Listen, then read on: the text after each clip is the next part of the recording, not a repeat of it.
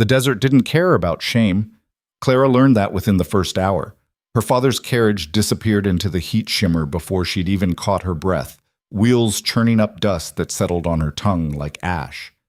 She stood there, abandoned at an outpost that barely qualified as civilization. 3 buildings, a dry well, and a hitching post that looked ready to collapse. Rowan Hale hadn't said a word since her father left. He just stood there, 20 feet away, studying her the way you'd study a problem you didn't ask for but got stuck with anyway. Clara pulled her shawl tighter, though the heat made it pointless. The fabric was soaked through, clinging to shoulders that had always been too broad, arms that had always been too thick. Back in Philadelphia, her mother had spent a fortune on dressmakers who could minimize her figure, as if Clara's body was a scandal that needed hiding. Out here, there were no dressmakers, no mirrors, no parlor rooms where women whispered behind their fans about, "Such a shame, really, with that face, if only she'd—" "You got walking boots?" Clara jerked her head up. Rowan's voice was rough, like he didn't use it much. What?" He nodded at her feet. She was wearing kid leather shoes with pearl buttons, the kind you wore to garden parties. They were already ruined, caked in red dirt. "Boots," he repeated, "for walking." "I don't... No. I wasn't told I'd need... You'll need them." He turned and walked toward a mule tied to the post. Clara watched him move, economical, no wasted motion. He wasn't tall, maybe 5'10", but he carried himself like someone who'd learned young that size wasn't what kept you alive. "Wait." Her voice came out shakier than she wanted. "Where are we going?" "Home." "And where is that?" "Far." He swung up onto the mule, settled into the saddle, then finally looked at her directly. His eyes were dark, unreadable, under the brim of his hat. "Can you ride?" Clara felt heat flood her face that had nothing to do with the sun. My father didn't think it appropriate for a woman of for someone like me to—" "Can't ride," Rowan said flatly. Not a question. No. He was quiet for a long moment. Then he dismounted, walked to a second mule she hadn't noticed, this one loaded with supplies, and started adjusting straps. "We'll walk then. First few miles, anyway." "I can walk," Clara said quickly. Too quickly, defensive. Rowan didn't look up. "Didn't say you couldn't." But she heard what he didn't say. "We'll see." She'd heard that tone her whole life. From her father, who'd stopped believing in her somewhere around her 12th birthday. From her mother, who'd tried everything, diets, exercises, even a doctor from New York who prescribed pills that made Clara's heart race and her hands shake. From the young men at balls who'd ask her to dance out of politeness, then spend the whole waltz looking over her shoulder for someone prettier, smaller, better. "We'll see" always meant you'll fail. Rowan started walking. The mules followed. Clara stood there for 3 full seconds before she realized he wasn't going to wait, wasn't going to coax or encourage or tell her it would be all right. She hurried after him, her shoes slipping in the loose dirt. The first mile nearly killed her.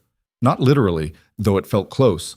Clara's corset dug into her ribs with every breath, stays jabbing like small knives. Her dress, pale blue silk that had cost more than most people earned in a month, snagged on scrub brush and dragged in the dirt. Sweat poured down her back, soaked through her chemise, made her stockings stick to her legs. Rowan maintained a steady pace ahead, not fast, but relentless. He never looked back, never checked if she was keeping up. Clara's breath came in gasps. Her vision started to blur at the edges. "Keep going. Don't stop. Don't give him the satisfaction." Except, and this was the strangest part, Rowan didn't seem to be waiting for her to fail. He just walked. Like her struggle was her own business, not his entertainment. After what felt like hours, but was probably 20 minutes, Clara's shoe caught on a rock. She stumbled, went down hard on her hands and knees. The impact sent a shock through her wrists. One of her pearl buttons popped off and disappeared into the dirt. She knelt there, breathing hard, waiting for the comment. The sigh. The "I told you so" that always came. Footsteps approached, stopped beside her. "You hurt?" Clara looked up. Rowan stood outlined against the brutal sun, his face shadowed. "No," she lied. He crouched down, and she saw his face clearly for the first time. Weathered, maybe 35, with a scar running through his left eyebrow.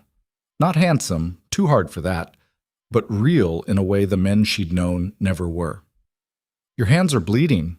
She looked down. He was right. Her palms were scraped raw, small rocks embedded in the skin. "It's nothing." "Probably not. Still needs cleaning." He stood, offered his hand. Clara stared at it, calloused, scarred, steady. She didn't take it. Couldn't. Accepting help felt like admitting defeat, and if she started admitting defeat now, she'd never stop. She got to her feet on her own, swaying slightly. Rowan's hand dropped. Stubborn. "What?" "Nothing. Come on." He walked on. Clara followed, hands throbbing, shoes falling apart, dress ruined, everything in her body screaming to stop. She didn't stop. Banches. They reached a creek as the sun started its descent. Clara had long since stopped thinking about anything except the next step. Her mind had gone blank, empty except for the rhythm of walking. Left foot, right foot, don't fall, don't stop, don't fall, don't stop. "We'll camp here." Rowan's voice broke through her trance. She looked up, saw water, actual water, running over smooth stones. Trees clustered along the bank, their shade a blessing she could barely process. "Sit," Rowan said, already unloading the mules. Clara wanted to argue. Instead, she stumbled to a flat rock and collapsed onto it, her legs giving out completely. She sat there, shaking, while Rowan moved around setting up camp with the same economic efficiency he did everything. He got a fire going, filled a canteen from the creek, brought it to her without a word. Clara took it with trembling hands and drank. The water was cool, clean, the best thing she'd ever tasted. She drank until her stomach hurt, then lowered the canteen and realized Rowan was watching her. "What?" The word came out hostile. "You made it farther than I expected." She couldn't tell if that was an insult or a compliment. "How far did you expect?" "Half a mile, maybe?" Definitely an insult. Clara felt anger flare through her exhaustion. "Because I'm fat." It was the first time she'd said the word out loud in years. Her mother always used euphemisms. Full-figured, Rubenesque, big-boned. Her father just avoided mentioning her body entirely, like if he didn't acknowledge it, it might stop existing. Rowan's expression didn't change. "Because you're wearing a corset in the desert and shoes made for drawing rooms. Your size didn't slow you down. Your clothes did." He pulled a bundle from one of the packs and tossed it to her. Clara caught it awkwardly. "What is this?" "Clothes. They'll fit better than what you're wearing." "Better for what?" "Walking, riding, eventually. Living out here?" Clara looked down at the bundle, then back at Rowan. "You keep women's clothes in your pack?"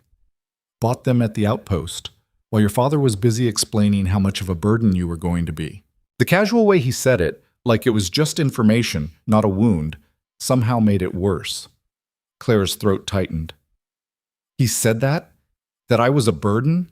Rowan fed another stick to the fire. "He said a lot of things, most of it not worth repeating. Tell me anyway." "Why?" "Because I want to know what I'm worth. What he traded me for." Rowan looked at her then, really looked at her. Something shifted in his expression, not pity, but something closer to recognition. 10 acres of scrubland on the South Ridge," he said quietly. "Water rights to Miller's Creek, and $100 cash." Clara laughed. It came out sharp, broken. $100. That's what I cost. That's what he accepted. Different thing. Is it? Rowan didn't answer. He just pulled out a pot, filled it with water, started making coffee. Clara sat there holding the bundle of clothes, trying to make sense of a world where her father, the man who'd raised her, fed her, given her every material thing she'd ever needed, had valued her at less than a decent horse. The worst part? She wasn't even surprised. She changed behind a cluster of trees, her fingers fumbling with buttons and laces in the fading light. The corset came off first, and she gasped as her ribs expanded fully for the first time in hours. Red marks lined her torso where the stays had dug in. The clothes Rowan had bought were simple: a cotton shirt, canvas pants, a leather vest. They were men's clothes, sized large, but they fit better than anything in her wardrobe ever had. No pinching, no pulling, no trying to squeeze her into a shape she'd never been. She looked down at herself and felt strange, exposed maybe, or free. She couldn't tell the difference. When she came back to the fire, Rowan handed her coffee without comment.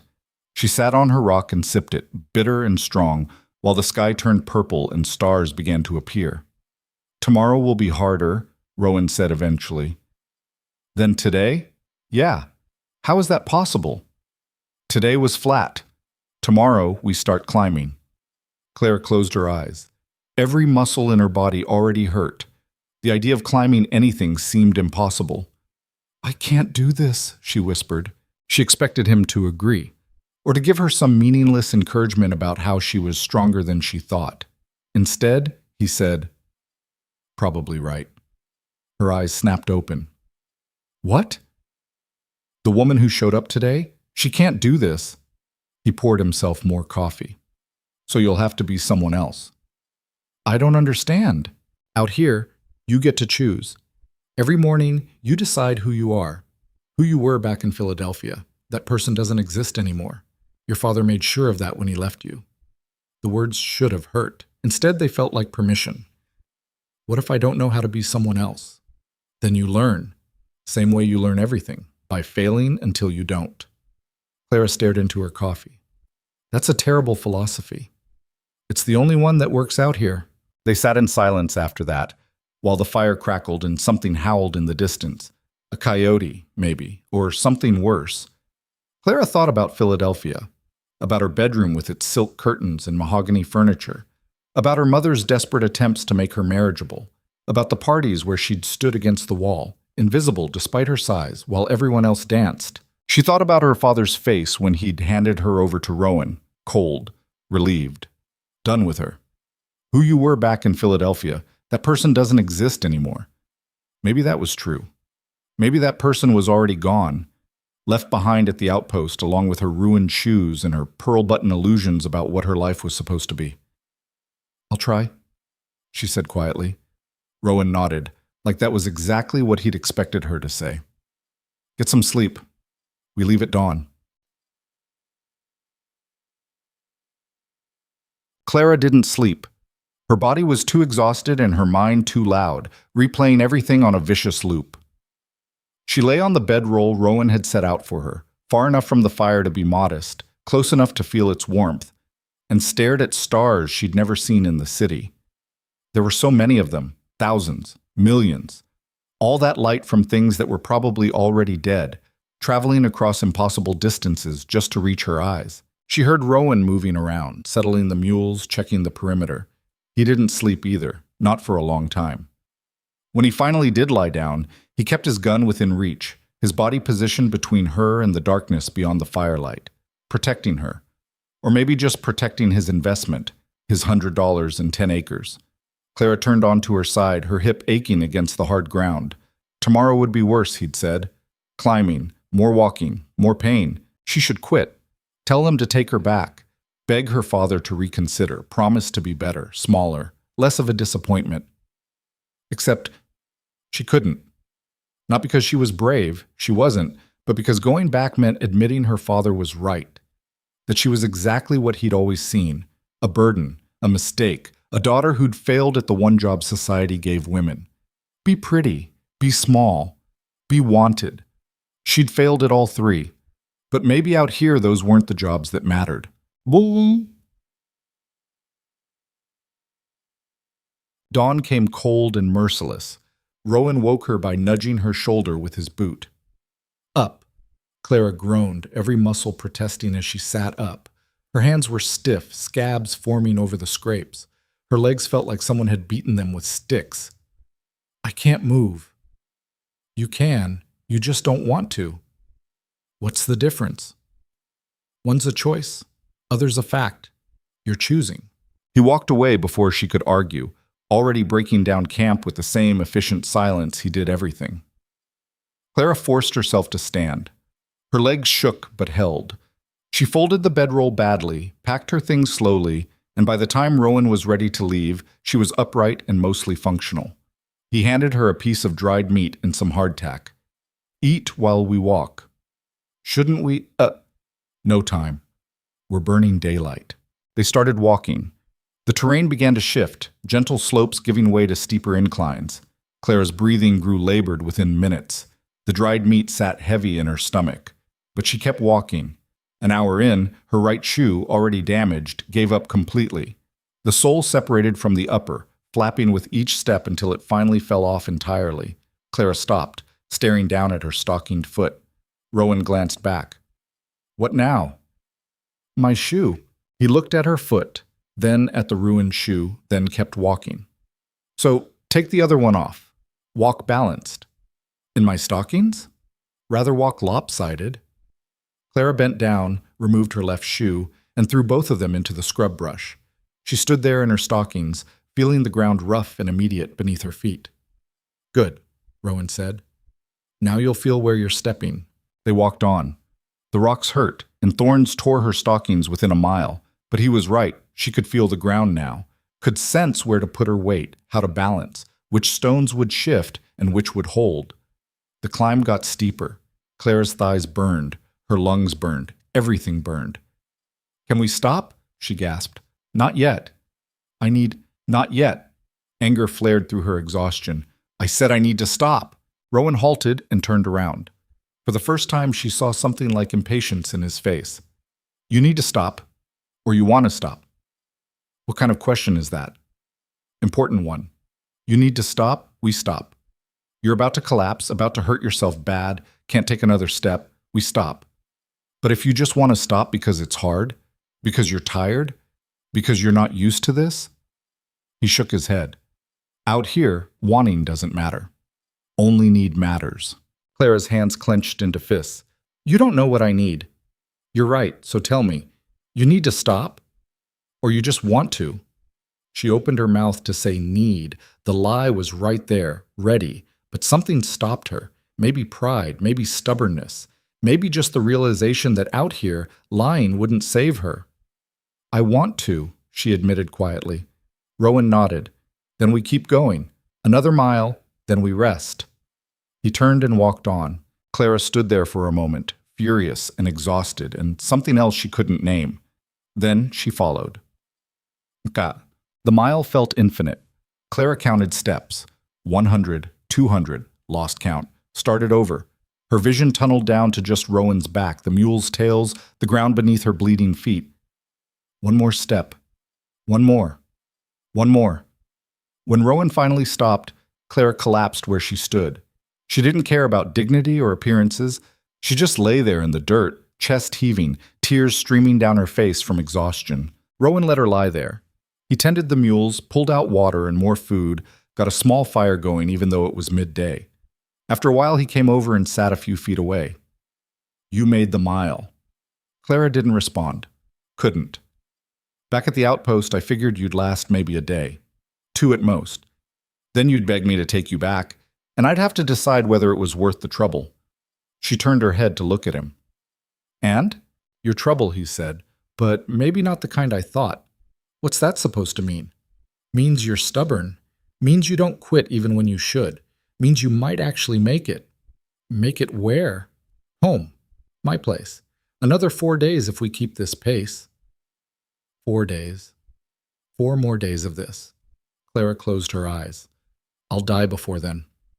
"Probably not. You're tougher than you look." "I'm not tough. I'm just—" She trailed off, not sure how to finish. "Just what?" "Afraid of what happens if I stop." Rowan was quiet for a long moment. Then, "That's the same thing. Out here anyway." He stood up, offered his hand again.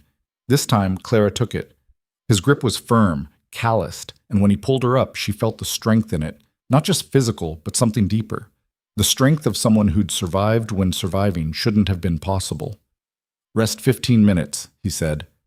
"Then we go again." Kotikes. The days blurred together. Walk, rest, walk, set camp, eat whatever Rowan caught or had packed. Sleep poorly. Wake early. Walk again. Clara's body began to change, not the way her mother's diet doctors had promised. She didn't lose weight, didn't shrink, didn't become the small woman everyone wanted her to be.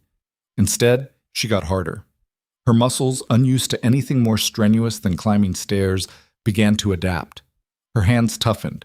Her feet, bloody and torn for days, started to callous. The pain didn't stop, but it changed, became something she could work through, around, with. Rowan taught her things without seeming to teach. He'd point out a plant, mention it held water. He'd change course slightly, say the ground ahead was unstable. He'd hand her tasks, hold this rope, tie it this way, watch the mules while he scouted ahead. He never explained why. He just showed her, then expected her to remember. On the third day, she rode a mule for the first time. Time you learned, Rowan said, like it was obvious. I told you, I can't. Can't and never learned are different. Come on. He showed her how to mount, how to sit, how to hold the reins. Clara's thighs screamed in protest. Her balance was terrible, and she nearly fell off twice in the first 10 minutes. But she didn't fall. And by afternoon, she was riding, badly, awkwardly, but riding. That night, as they made camp, Rowan said, "You did good today." Clara looked up from the fire she was trying to start. Another skill he'd shown her, though she still couldn't get it right. "I almost fell off." "But you didn't." "It was ugly." "Ugly's fine. Dead is the problem." She went back to the fire, striking the flint again. Sparks, but no flame. She tried again. Again. "Here." Rowan knelt beside her, adjusted her grip. "Angle it more. There, see?" The tinder caught. A small flame grew. Clara stared at it, this tiny fire she'd made, and felt something unfamiliar bloom in her chest.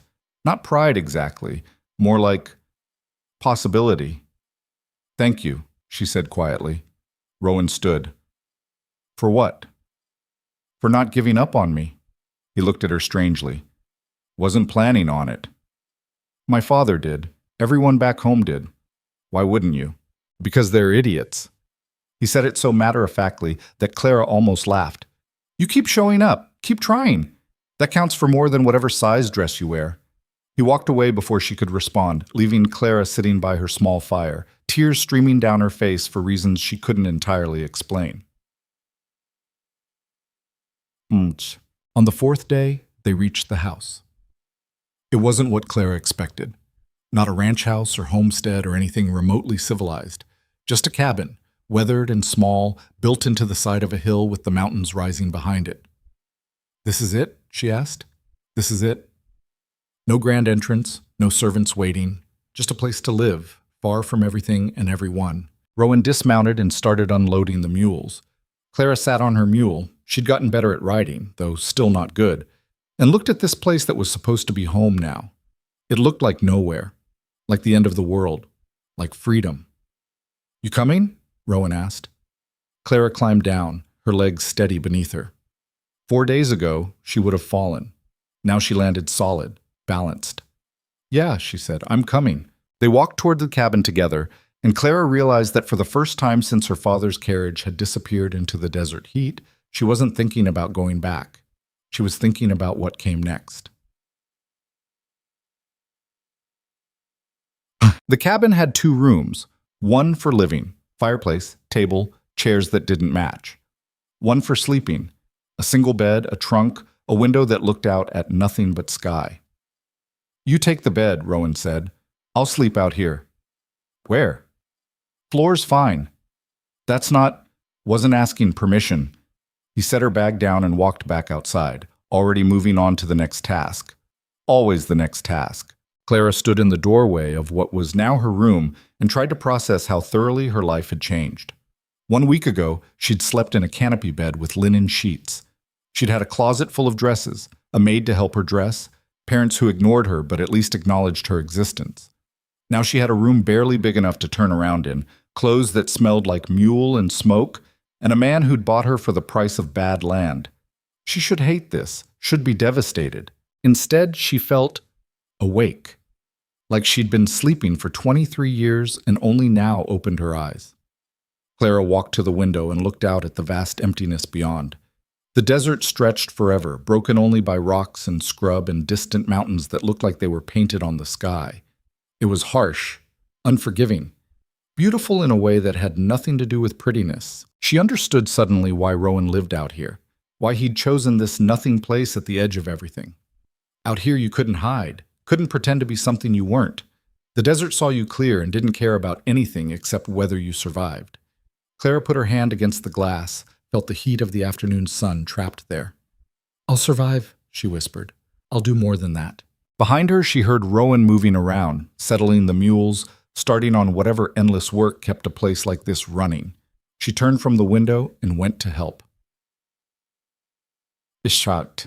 The work was constant, hauling water from the well, feeding the mules and chickens Clara hadn't known Rowan kept, mending fences that seemed to break daily, splitting wood, cooking meals that were just fuel, nothing fancy, washing clothes in a barrel and hanging them to dry on a line strung between two posts. Clara had never done any of it. In Philadelphia, servants had handled everything. Her only jobs had been to look presentable and not embarrass her parents. She'd failed at both. Out here, the jobs were different. Don't die. Don't quit. Don't expect anyone to do it for you. She failed at those too, at first. Dropped a bucket of water and had to haul more. Cut herself with the axe and bled all over the kindling. Burned dinner so badly they ate jerky instead. Rowan never yelled, never criticized. He'd just show her a better way, then go back to his own work. It was infuriating. "Don't you get frustrated?" she asked one evening, after she'd managed to let the chickens out and spent an hour chasing them back into their coop. "With what?" "With me. With having to teach me everything. With having this useless woman dumped on you." Rowan looked up from the harness he was mending. "You're not useless." "I can't do anything right." "You did everything right back in your old life, didn't you?" Clara blinked. "What?" "All those society things. Dancing, manners, whatever. You did all that right?" I tried to." "And where'd it get you?" The question hit harder than it should have. "Here." "Exactly. So maybe doing things right in that world doesn't matter. Maybe what matters is learning to do things wrong in this one until you figure it out." He went back to his harness. Clara stood there, chickens finally secured, covered in dust and feathers, and realized he was right. She'd spent her whole life trying to be perfect at things that didn't matter. Maybe it was time to be terrible at things that did. Weeks passed. The season began to shift, heat giving way to something slightly less brutal. Clara's body continued to change, not smaller, but different. Her shoulders broadened from hauling water. Her arms developed definition from splitting wood. Her legs grew solid from walking the property, checking fences, chasing escaped chickens. She learned to shoot after Rowan decided she needed to know how. "What if I'm not here?" he said, handing her an old rifle. "What if something comes at you?" "Like what?" "Coyotes. Mountain lion, maybe. Men, sometimes." He taught her to load, aim, breathe, squeeze. She missed everything for the first week, hit the target occasionally in the second week. By the third week, she could hit what she aimed at more often than not. "You're getting better," Rowan said, something almost like approval in his voice. "I'm getting less terrible," Clara corrected. "Not the same thing." "Out here it is." She learned to read the sky, which clouds meant rain, which meant nothing. Learned to find water by watching where birds flew. Learned which snakes to avoid and which were harmless. Learned that silence wasn't emptiness, that the desert was full of life if you knew how to look. And slowly, carefully, she learned about Rowan. He didn't talk much, but when he did, Clara listened. He'd come out here 5 years ago, running from something he never named. Bought the land cheap from a man who'd given up trying to make it work. Built the cabin himself, one room at a time. "Why here?" Clara asked one night. "Why so far from everything?" "Because far from everything is where I needed to be." "Because of what you were running from."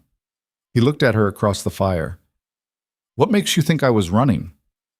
"Everyone who ends up out here is running from something." "Including you?" Clara thought about it. "I wasn't running. I was thrown away." "Not the same thing." "No," she agreed. "It's worse." Rowan poked at the fire with a stick. "Being thrown away means you can become whoever you want. No one's watching. No one cares. It's freedom, if you're brave enough to take it.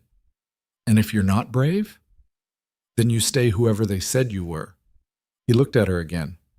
"You seem pretty brave to me." Clara laughed, bitter. "I'm not brave, I'm just stubborn. Like I said, same thing out here, d'atu si titamo." 2 months in, Clara realized she hadn't thought about Philadelphia in days. Hadn't wondered what her mother was doing, whether anyone missed her, if her father regretted his choice. She was too busy surviving to care about people who'd never cared about her. But one morning, she woke to the sound of horses. Multiple horses. Coming fast. Rowan was already up, already armed, standing in the doorway with his rifle. "Stay inside, but," he said quietly. "Who is it?" "Don't know. But people don't ride in here unless they want something." Clara grabbed the rifle he'd given her, the one she'd gotten less terrible with, and positioned herself by the window. 5 riders came into view. Well armed, well dressed, at least by frontier standards, and leading them, on a black horse that probably cost more than this entire property. Clara's breath stopped. Her father. He'd come back. Clara's hands tightened on the rifle, her palms suddenly slick, despite the calluses she'd earned over 2 months of hard work. Through the window, she watched her father dismount with the practiced ease of a man who'd spent his life commanding everything around him. He looked exactly the same. Tailored coat despite the dust, polished boots, that expression of perpetual disappointment carved into his face like something permanent. The 4 men with him fanned out, hands resting casually on their weapons. Not threatening exactly, just ready. Rowan stood motionless in the doorway, rifle held loose but prepared. Clara had learned to read his stillness. It wasn't calm, it was control. Like a wire pulled so tight it could snap or hold depending on what the moment demanded. "Rowan Hale," her father called out, his voice carrying that boardroom authority that had terrified Clara her entire childhood. "I've come for my daughter." Rowan didn't move. "She's not yours anymore. We had a deal. A deal made under duress. I've reconsidered." "That's not how it works." "I'm making it how it works." Her father gestured, and 2 of his men shifted forward slightly. "I'm prepared to offer you double what we agreed upon. $200, the land deed torn up, and we all forget this unfortunate episode ever happened." Clara felt something cold settle in her stomach. He was buying her back. Like she was a horse he'd sold too cheap and now wanted to reclaim. "Not interested," Rowan said flatly. Her father's face hardened. "Don't be foolish. You're getting twice what you paid, and you avoid the burden of caring for someone clearly not suited to this life." "She seems suited fine to me." "Look at her." Her father's voice dripped contempt. "She's my daughter, and even I can admit she's not built for frontier living. She needs proper care, proper society, proper—" "She can hear you," Clara said, stepping into the doorway beside Rowan. Her father's eyes widened fractionally, the only indication of surprise he ever showed. His gaze traveled over her, taking in the men's clothes, the rifle, the sun-darkened skin, and work-roughened hands. "Clara," his voice softened in that calculated way he used when he wanted something. "Sweetheart, this has all been a terrible mistake. Your mother has been beside herself with worry. Come home. We'll fix this." "Fix what?" "All of it. This situation. We'll find you a suitable match, someone who understands, someone who'll take damaged goods." The words came out harder than she intended. "Someone desperate enough to overlook what I am?" Her father had the grace to look uncomfortable. "That's not what I meant." "Yes, it was. It's what you've always meant." Clara stepped fully outside, Rowan moving slightly to let her pass, but staying close. "You traded me away because I embarrassed you, because I wasn't the daughter you wanted. And now you want me back. Why? So you can try again? So you can parade me around until you find someone drunk enough or desperate enough to take me off your hands permanently?" "Claire, you're being unreasonable. I'm being honest. For the first time in my life, I'm being completely honest." She planted her feet, held the rifle properly, like Rowan had taught her. "I'm not going back." The silence that followed felt dangerous. Her father's face went through several expressions, surprise and anger, calculation, before settling on cold determination. "You don't have a choice." "Actually, she does," Rowan said quietly. "And she just made it." Her father ignored him, focused entirely on Clara. "I am your father. You will obey me in this." "You were my father," Clara corrected. "Then you sold me. You don't get to claim that relationship when it's convenient." "I did what I thought was best. You did what was easiest. There's a difference." Her father's jaw tightened. "If you don't come willingly, I'll have my men take you." "Try it," Rowan said, and something in his voice made all 4 hired men pause. "See how that works out." The standoff stretched. Clara's heart hammered against her ribs, but she didn't lower the rifle, didn't step back. She'd spent 23 years backing down, making herself smaller, apologizing for existing. Not anymore. Her father seemed to realize he was losing control of the situation. He switched tactics, his voice turning pleading. Clara, please. Your mother misses you terribly. She cries every night. Don't you care about her at all? The guilt hit like a fist. Her mother, weak, desperate, but never cruel. Clara had loved her once, before the love got buried under constant disappointment and endless attempts to fix what wasn't broken. If she cared, Clara said slowly, she would have stopped you from selling me. She would have fought for me. But she didn't, did she? Her father's silence was answer enough. It was answer. That's what I thought. Clara's voice cracked slightly, but she pushed through. Tell her I'm sorry. Tell her I hope she finds some peace, but I'm not coming back to be her project anymore. You're being selfish. Good. Maybe it's time I was. Her father stared at her for a long moment. Then he turned to Rowan. You've poisoned her mind, turned her against her own family. I haven't turned her into anything, Rowan said. Just stopped holding her back from who she already was. This isn't over. Her father swung back onto his horse, movement sharp with barely controlled rage. I'll return with proper authority. A sheriff, perhaps. We'll see how brave you both feel then. Sheriff's 3 days' ride from here, Rowan noted, and he doesn't take kindly to men who try to break contracts, especially contracts witnessed and legal. We'll see about that. Her father wheeled his horse around. The hired men followed, casting uncertain glances back at Clara and Rowan. They disappeared into the desert heat, dust rising in their wake like smoke. Clara stood there until she couldn't see them anymore. Then her legs gave out. She sat down hard on the porch step, rifle clattering beside her, her whole body shaking. Rowan sat down next to her, not touching, just present. That was terrifying, Clara whispered. Yeah. Is he really going to come back with a sheriff? Probably try. Won't work, though. Contract's solid, and you're of age. No law is going to force you back. He seemed pretty confident. He's used to buying what he wants. Doesn't mean he'll get it. Clara pulled her knees up, wrapped her arms around them. I told my father I wasn't going back. I actually did that. You did. I think I'm going to throw up. That's normal. She looked at him sideways. Is it? First time you stand up to something that scared you your whole life? Yeah, pretty normal. He stood, offered his hand. Come on, you need water and probably food. Adrenaline makes you stupid if you don't take care of yourself. Clara let him pull her up. Her legs still shook, but they held. How do you know that? Experience. They went inside. Rowan got her water, made her drink the whole cup, then started cooking. Beans and salt pork, simple and fast. Clara sat at the table, watching her hands tremble, trying to process what had just happened. Do you think I did the right thing? She asked. Rowan didn't look up from the stove. Does it matter what I think? Yes. He was quiet for a moment, stirring the beans. I think you did the only thing you could do and still be able to look at yourself. That's not the same as right. Out here it is. Clara traced patterns in the wood grain of the table. He called me a burden. Right to your face, he said I was a burden. He did, and you still defended me. Clara, Rowan set the spoon down, turned to face her. Your father's an idiot. That's got nothing to do with you and everything to do with him being too stupid to see what's right in front of him. What's right in front of him? Someone who walked 4 days through the desert in shoes that fell apart. Someone who learned to ride even though she was terrified of falling. Someone who gets up every morning and does work she's never done before without complaining. He went back to cooking. Your father sees you as a burden because he's weak. Takes a weak man to throw away something valuable just because it doesn't look how he expected. Clara's throat tightened. You think I'm valuable? I think you're here. I think you're trying. That's more valuable than anything your father ever bought with his money. He dished out the beans, set a plate in front of her.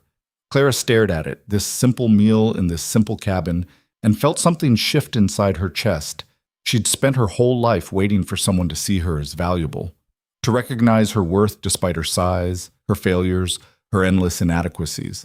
It had never occurred to her that value might be something you earned through survival, through showing up, through refusing to quit even when quitting seemed like the only reasonable option. Thank you, she said quietly. Rowan sat down across from her. For what?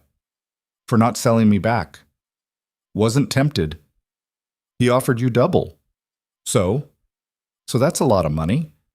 Rowan shrugged. Money doesn't split wood or chase chickens or learn to shoot despite being scared of guns. You do.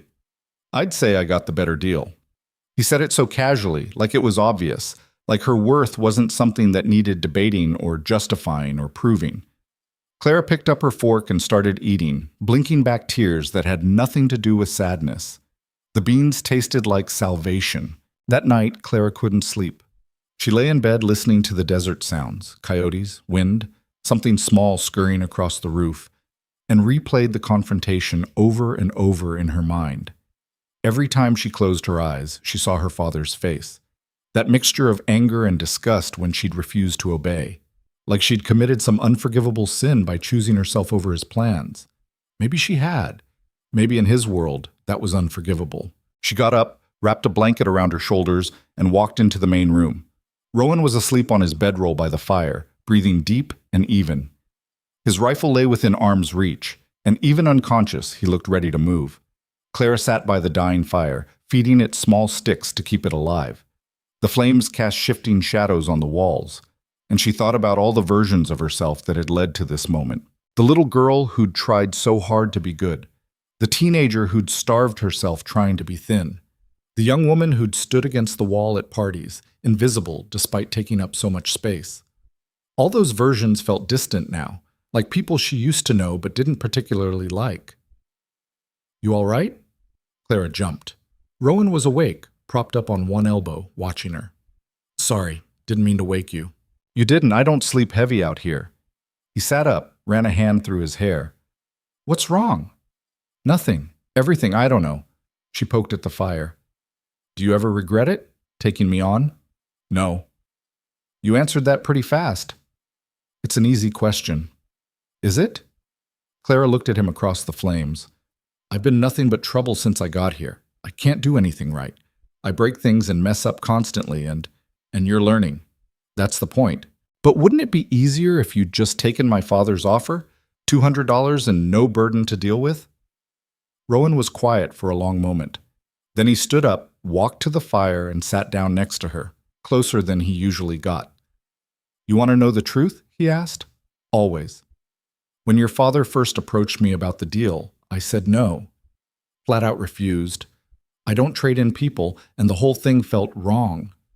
Clara stared at him. Then why? He kept pushing, kept raising the price, adding the land, making it seem like I'd be stupid to refuse. And I kept thinking about the way he talked about you, like you were something broken that needed getting rid of. Rowan's jaw tightened. I've known men like your father, men who throw away anything that doesn't fit their idea of perfect. And I thought, maybe the best thing I could do was get you away from him. So you did it out of pity? No, I did it because I was angry. He looked at her directly. I was angry that a man could have a daughter and treat her like garbage. I was angry that you stood there and took it like you deserved it.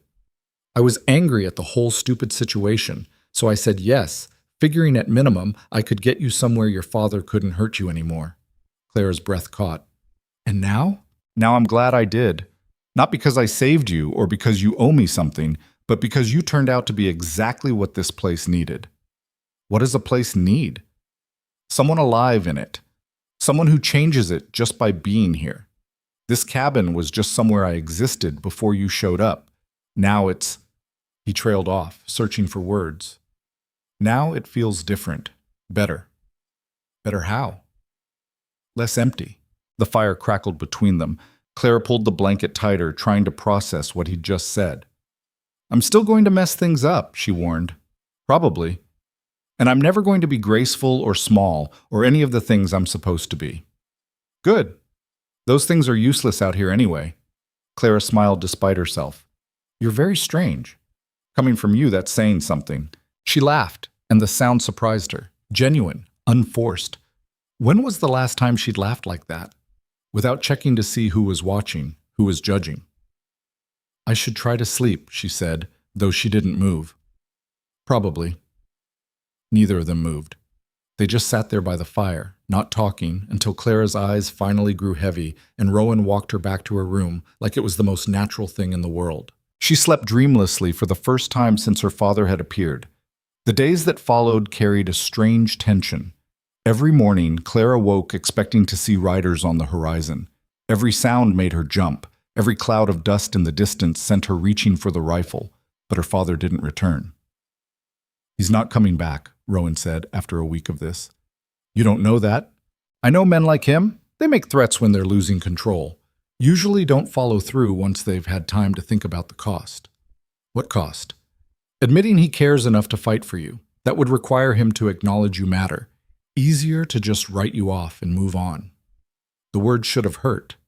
Instead, they felt freeing.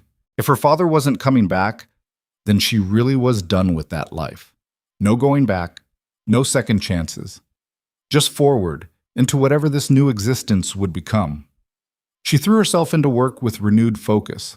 Rowan had mentioned wanting to expand the chicken coop, so Clara started gathering materials, scrap wood from around the property, nails salvaged from old fencing.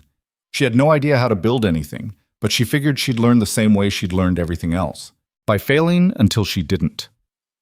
The first attempt collapsed immediately. The second lasted almost a day before falling apart. The third held together long enough that Rowan came to inspect it. "Structurally unsound," he said, tapping one of the support posts. "I know. But you're getting the basic idea." "Really? See how you angled this joint? That's good thinking. Just needs to be reinforced." He showed her how, hands moving with practiced efficiency. "Try again. You'll get it." She did try again. And again. By the 8th attempt, she had something that resembled an actual coop. It wasn't pretty, crooked in places, the roof slightly lopsided, but it stood firm and kept the chickens contained. "Good enough," Rowan said, which from him was high praise. Clara stood back and looked at the structure she'd built with her own hands. Nothing in her previous life had prepared her for the satisfaction of creating something functional, however imperfect. "I built that," she said, mostly to herself. "You did. It's ugly. It works. That's better than pretty." She glanced at him. "Is it?" "Always." That night, one of the mules got spooked by something and kicked down part of the fence. Clara woke to the sound of Rowan cursing, rare enough to be startling, and was outside before she'd fully processed what was happening. The mule was running, fence posts scattered, chaos in the darkness. "What do you need?" she asked. Rowan was already moving, grabbing rope. "Help me corner her. Left side, keep her from bolting toward the rocks." They worked in tandem, Clara moving on instinct more than knowledge. The mule was panicked, eyes rolling, but between them they managed to herd her into a corner where Rowan could get close enough to calm her down. "Easy," he murmured, hands gentle on the mule's neck. "Easy now. You're all right." It took 20 minutes to get the animal settled and secured. By then, both Clara and Rowan were covered in dust and breathing hard. "What spooked her?" Clara asked. "Mountain lion, maybe. Or her own shadow?" "Mules get nervous." He checked the damage to the fence, grimaced. "This'll take most of tomorrow to fix." "I'll help." "You don't have to." "I know. I want to." Rowan looked at her in the darkness, his face half-shadowed. "You did good just now. Stayed calm, moved when you needed to." "I was terrified." "Yeah, but you still moved. That's what counts." They worked on the fence the next day as promised, Clara holding posts while Rowan hammered, learning the rhythm of repair work. It was monotonous, physically demanding, and somehow satisfying in a way she couldn't explain. "Why do you live out here?" she asked as they worked. "Really? Not just because you were running. Why stay?" Rowan was quiet for so long she thought he wouldn't answer. Then, "Out here things make sense. You work, you survive. You don't work, you don't. No politics, no social games, no pretending to be something you're not just to make other people comfortable." Sounds lonely. It was. Until it wasn't. Clara looked up. "What changed?" He drove another nail home before answering. "You showed up." The simple honesty of it hit her sideways. "I'm not exactly good company." "You're honest company. That's rarer. I complain a lot. About real things, not nonsense. I'm not what anyone would choose." "Clara." He set the hammer down, turned to face her fully. "I'm going to say this once, and I need you to actually hear it. Your father was an idiot. Your mother was weak.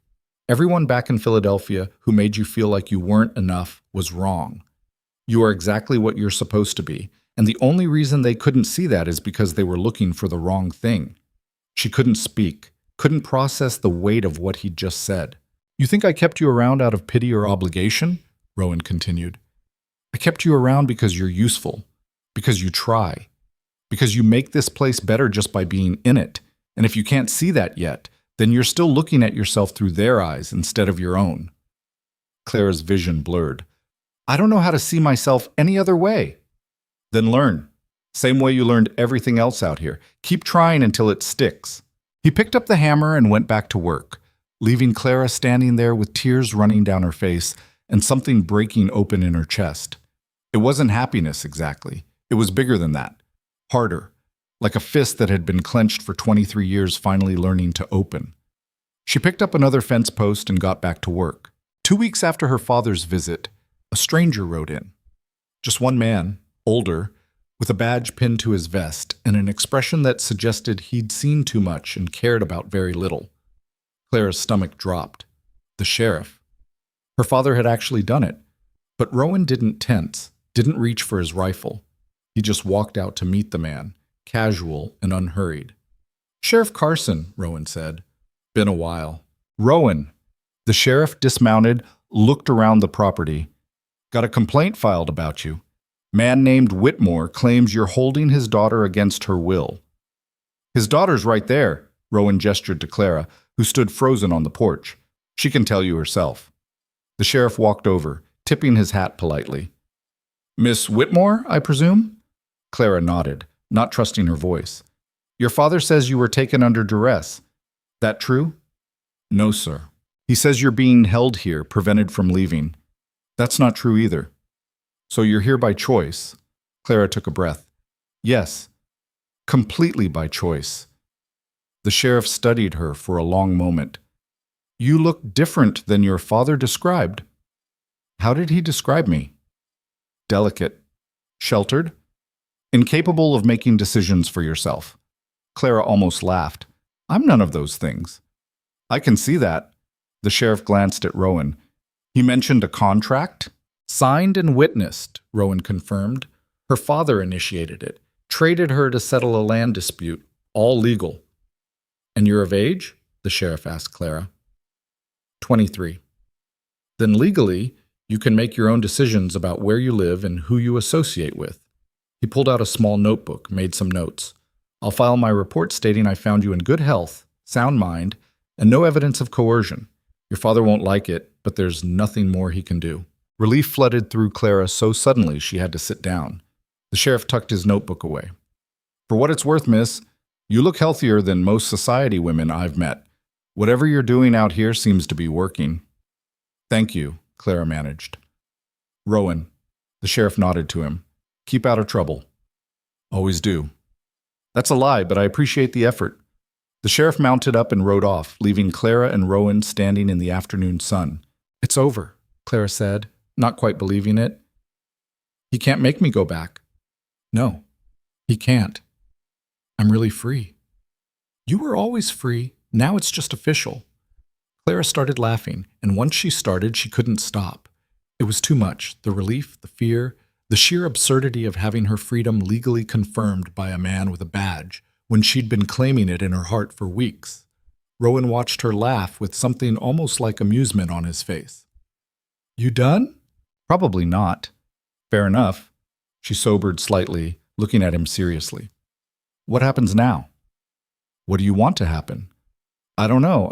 I've never gotten to decide that before." "Well," Rowan said, "you've got time to figure it out. Not like either of us is going anywhere." And that, Clara realized, was exactly right. She had time. Time to learn. Time to grow. Time to become whoever she was supposed to be without anyone telling her she was doing it wrong. The desert stretched out around them, vast and indifferent, and somehow perfect. Clara looked at it and smiled. The seasons changed slowly in the desert, marked less by falling leaves than by the angle of the sun and the temperature at dawn. Clara had been at the cabin for 4 months when the first real cold arrived, creeping in overnight and turning her breath visible in the morning air. She woke shivering, her thin blanket inadequate against the chill that had seeped through the walls. In Philadelphia, she would have rung for a servant to stoke the fire. Here, She got up and did it herself, her fingers clumsy with cold as she coaxed the embers back to life. Rowan was already outside checking on the animals. Clara pulled on her heaviest shirt, still not heavy enough, and joined him. "Gonna need more firewood," he said without preamble. "And we should check the roof. Cold like this means snow's coming." "Snow? Out here?" "Mountains get it bad. We're low enough it might just be rain, but better to prepare." He glanced at her, taking in her inadequate clothing. "You're going to freeze in that." "I don't have anything warmer." "I know. That's the problem." He finished with the chickens, straightened up. "There's a trading post about half a day's ride. We'll go tomorrow, get you proper winter gear." Clara's stomach twisted. "Both of us?" "You need to learn the route anyway. Can't have you stuck here if something happens to me." The casual way he mentioned his own potential absence made her chest tighten. "What would happen to you?" "Anything. Accident, sickness. Could get thrown from a horse and break my neck. Point is, you need to be able to get help if you're alone." It hadn't occurred to Clara that Rowan might not always be there, that this man who'd become her only constant in this strange new life was just as mortal as anyone else. "I don't want to think about that," she said quietly. "Thinking about it is how you survive it." He started walking back to the cabin. "We leave at dawn. Dress warm as you can." That night, Clara lay awake listening to the wind rattle the shutters. Somewhere in the darkness, Rowan coughed, a deep, rattling sound that made her stomach drop. He'd been coughing on and off for days, always brushing it off when she asked. She got up, padded into the main room. Rowan was sitting by the fire, wrapped in a blanket, the cough shaking his frame. "You're sick," Clara said. "Just a cold." "That's not just a cold." He looked at her with tired eyes. "It's nothing I haven't dealt with before." "That doesn't make it nothing."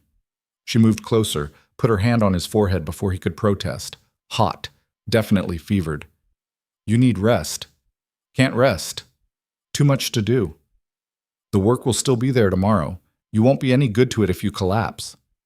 "Clara, don't."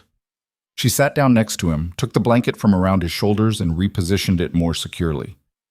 "You've spent 4 months teaching me how to survive out here. Let me return the favor. Go to bed. I'll keep the fire going." For a moment she thought he'd argue. Then he nodded, too tired to fight, and let her help him to his bedroll. She brought him water, made him drink it, then settled by the fire to keep watch. The night stretched long. Clara fed the fire, checked on Rowan every hour, and tried not to think about what would happen if he got worse. Out here, doctors were scarce and far away. If something went really wrong, she couldn't finish the thought.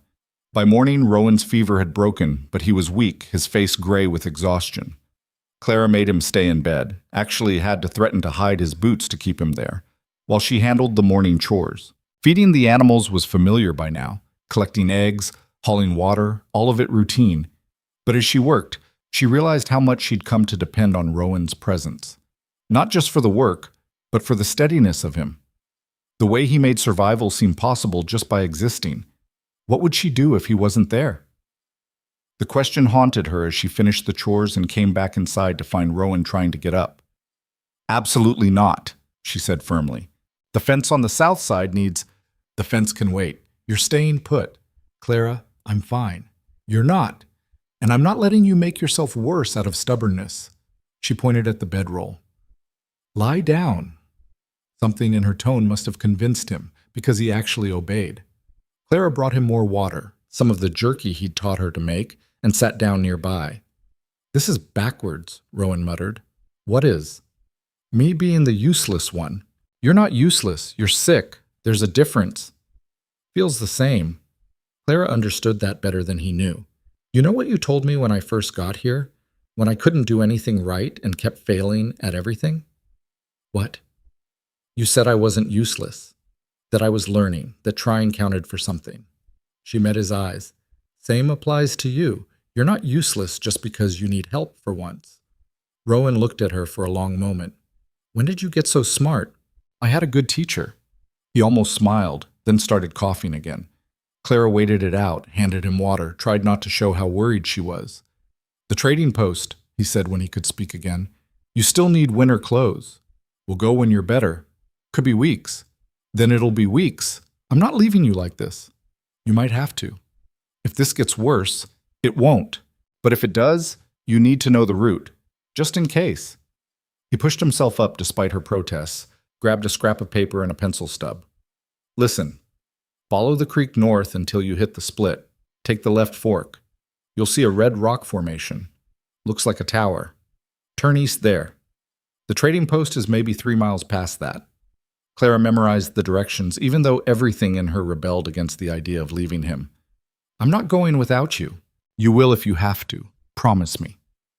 Rowan, promise. She looked at his fevered eyes, the stubborn set of his jaw even weakened by illness, and realized this was important to him. Not just practical, but something deeper. He needed to know she could survive without him. I promise, she said quietly, but I won't have to, because you're going to be fine. You don't know that. Yes, I do. You're too stubborn to die. That got a real smile out of him. Brief, but genuine. Learn from the best. He lay back down, exhaustion claiming him quickly. Clara stayed nearby, keeping the fire going, checking his fever, and trying not to think about how empty this place would feel without him in it. 3 days passed. Rowan's fever came and went, never quite breaking but never getting bad enough to panic over. Clara managed the property as best she could, doing the work of 2 people and feeling it in every muscle. On the 4th morning, she woke to find Rowan up and moving around, still pale but functional. You should be resting, she said. I've rested enough. Any longer and I'll go crazy. He looked around the cabin, taking in the stacked firewood, the swept floor, the organized supplies. You kept everything running. Barely. You did it. That's what matters. He pulled on his coat. We're going to the trading post today. You need proper clothes before it gets colder, and I need to move around before I forget how. Are you sure you're strong enough? No, but I'm sure enough. He handed her the coat he'd bought her months ago. Come on, daylight's wasting.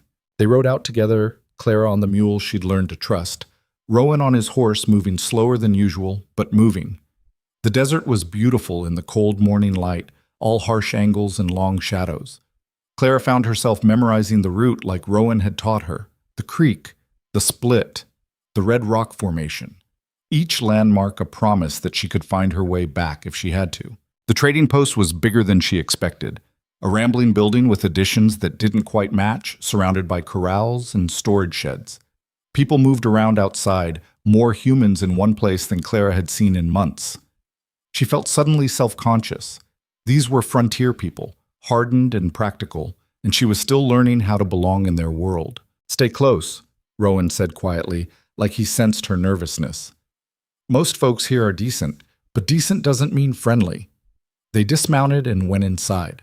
The trading post was dim and crowded, filled with everything from basic supplies to luxury items that seemed absurdly out of place. A woman stood behind the counter, maybe 50, with sharp eyes and sharper cheekbones. Rowan Hale, she said, not quite smiling. Haven't seen you in months. Thought maybe you'd finally died out there. Not yet, Martha. And who's this? Martha's gaze landed on Clara, assessing and not entirely kind. Your mail-order bride finally arrive? Business associate, Rowan said flatly. She needs winter gear, good quality, not the cheap stuff you try to pass off on newcomers. Martha's eyebrows rose. Business associate. That's a new one. She came around the counter, circling Clara like she was livestock. You're bigger than most women who come through here. The words hit like a slap. Clara felt all her old shame rising, that familiar urge to apologize for taking up space. Good thing I'm not most women, then, she heard herself say. Martha paused, something like respect flickering across her face. Fair enough. This way. She led them to a corner stacked with clothing. Clara tried on coats until they found one that fit. Thick wool, slightly worn, but warm. Martha threw in gloves, a hat, and an extra shirt without being asked. You'll need these too, she said, tossing Clara a pair of sturdy boots. Those things you're wearing won't last through winter. Clara looked at the pile of gear, then at Rowan. I can't pay for all this. I can, Rowan said. You already... Clara, just accept it. Martha was watching them with unconcealed interest. So you really are just business associates? Is there a reason that's hard to believe? Rowan asked. Most men who bring women out here are either married to them or planning to be. Well, I'm neither. Shame. You could use someone to keep you alive. You look half dead already. I'm fine. You're not, but that's your business. Martha tallied up the supplies, accepted Rowan's payment, then fixed Clara with another sharp look. You know what you're doing out there, girl. Learning as I go. That's how most people die in the desert. Then I guess I'll have to be lucky. Martha snorted. Lucky. Right. But she threw in an extra pair of socks as they left. Don't be a stranger, Rowan, and you… She pointed at Clara. Don't let him work himself to death. He's too stubborn to stop on his own. Outside, Clara strapped her new purchases to the mule while Rowan handled some additional business. She was adjusting the saddle when a man approached. Younger than Rowan, well-dressed by frontier standards, with the kind of easy confidence that came from never being told no. You're new around here, he said, looking Clara up and down in a way that made her skin crawl. Just passing through. With Rowan Hale. Interesting choice. Not your concern. Maybe not, but a woman like you could do better than shacking up with a hermit in the middle of nowhere. Clara felt anger flash through her. A woman like me? You know, someone who'd appreciate comfort, civilization, the things Rowan can't offer out in that shack he calls home. His home is just fine. Is it? Or are you just telling yourself that because you don't have better options? The man stepped closer. I'm Samuel Garrett. I own the biggest ranch in 3 territories. You could have a real house, servants, everything you're used to. I'm not used to anything, Clara interrupted, and I'm not interested. Don't be hasty. At least think about… She said no, Samuel. Rowan's voice cut through the conversation like a knife. He'd appeared from somewhere, moving silent despite his lingering illness, and now stood between Clara and Samuel with an expression that promised violence. Samuel raised his hands in mock surrender. Just making conversation. Make it somewhere else. You can't keep her locked up forever, Hale. Eventually she'll realize what she's missing. The only thing she's missing is you bothering her. Move along. For a moment, tension crackled between them. Then Samuel shrugged and walked away, throwing one last look at Clara that made her want to shower. Friend of yours? Clara asked when he was gone. Opposite. He's tried to buy my land 6 times. Thinks everything has a price. Including people, apparently. Yeah, that's why I can't stand him. Rowan checked the mule's straps, making sure everything was secure. You handled that well. I wanted to hit him. That would have been well, too. They mounted up and started the ride home. Clara was quiet, processing the encounter, the way Samuel had looked at her like she was a thing to be acquired. It reminded her too much of her father's attitude, that assumption that women existed to be traded and managed. Does that happen often? She asked. Men like that? Often enough. Frontier attracts all types. Some are running from something, some are looking for something, some just want to be somewhere they can do what they want without consequences. Which one are you? Rowan considered this. All 3 maybe, or none. Haven't decided yet. They rode in comfortable silence after that, the desert vast around them. Clara felt the weight of her new coat, warm and solid, and thought about how different she felt from the woman who'd arrived 4 months ago in a silk dress and ruined shoes. That woman would have been flattered by Samuel's attention, desperate for it even, proof that someone found her desirable despite her size. This version of Clara just found him pathetic. They were an hour from home when Rowan suddenly tensed, pulling his horse to a stop. Clara halted beside him. What is it? Smoke. From the wrong direction.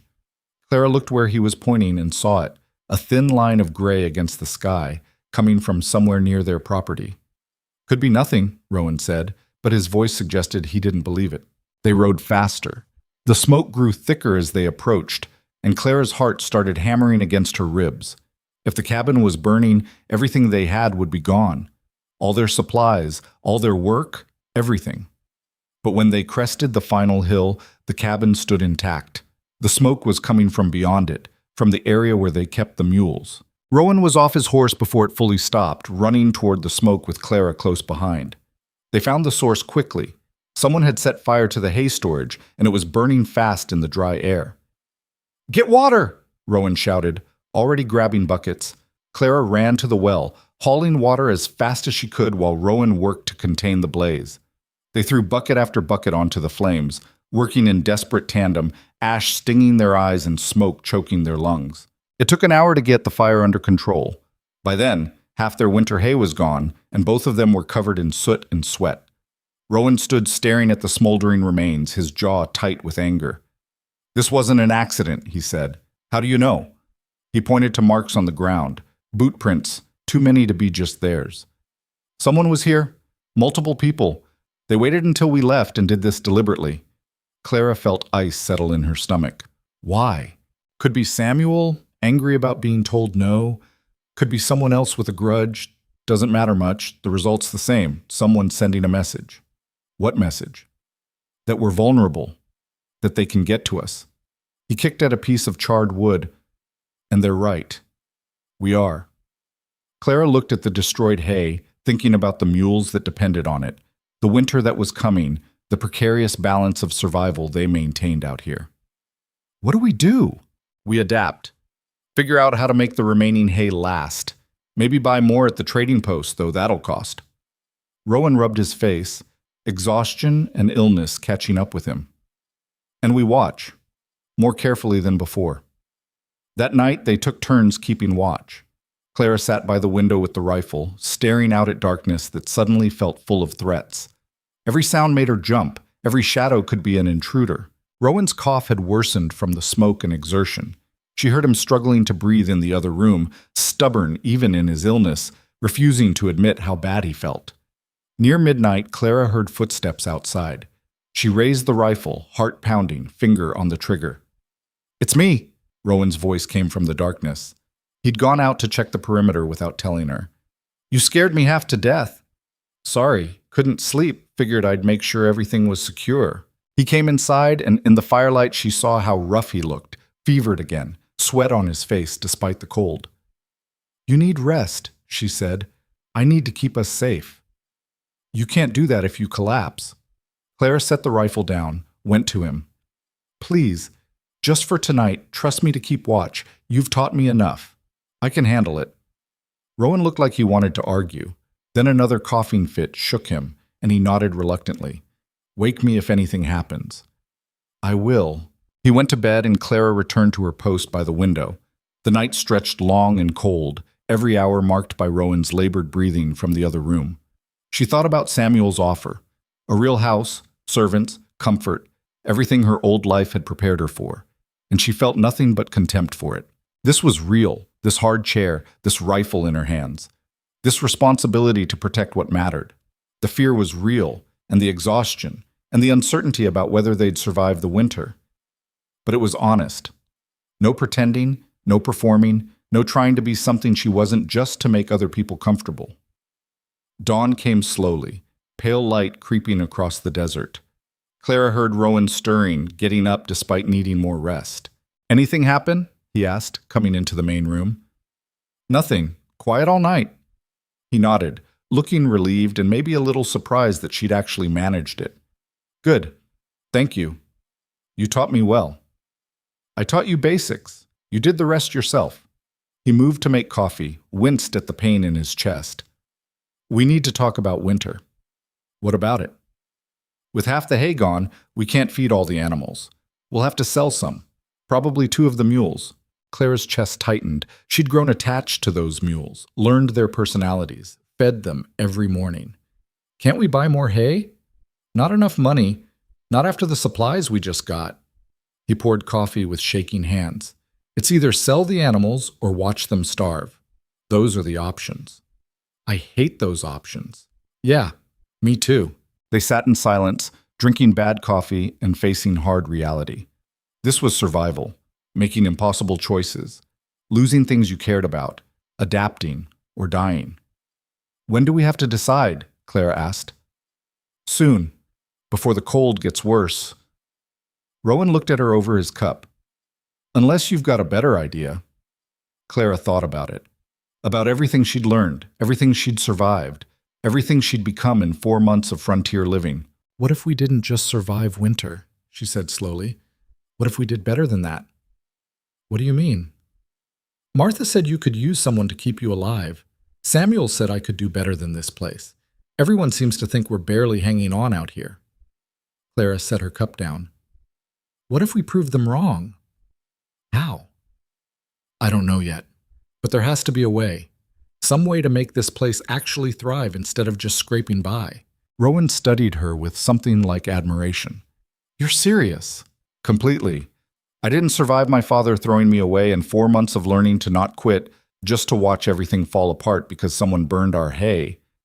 It's not that simple. Nothing out here is simple, but that hasn't stopped us yet. A slow smile spread across Rowan's face, the first real one she'd seen in days. All right, let's figure it out, together. And sitting there in that small cabin with winter coming and enemies unknown and everything uncertain, Clara felt something she'd never felt in her entire pampered life in Philadelphia. She felt powerful. The idea came to Clara while she was hauling water 3 days later, her arms burning and her mind wandering to escape the monotony. She'd noticed something during their trip to the trading post. Martha had shelves full of preserves, dried goods, things people needed but couldn't always make themselves. And she charged premium prices for them. Clara set down the bucket and stared at the garden plot Rowan had mentioned wanting to expand but never had time for. The soil was decent here, better than most of the surrounding desert. With the creek nearby, they had water. And Clara had something most frontier people didn't. She'd grown up watching her mother's cook preserve everything from jellies to pickled vegetables. She'd thought those skills were useless out here. Maybe she'd been wrong. When Rowan came back from checking the fences, Clara was waiting with a plan half-formed and completely crazy. I want to start a garden, she said. He blinked. What? A real one. Big enough to sell produce at the trading post.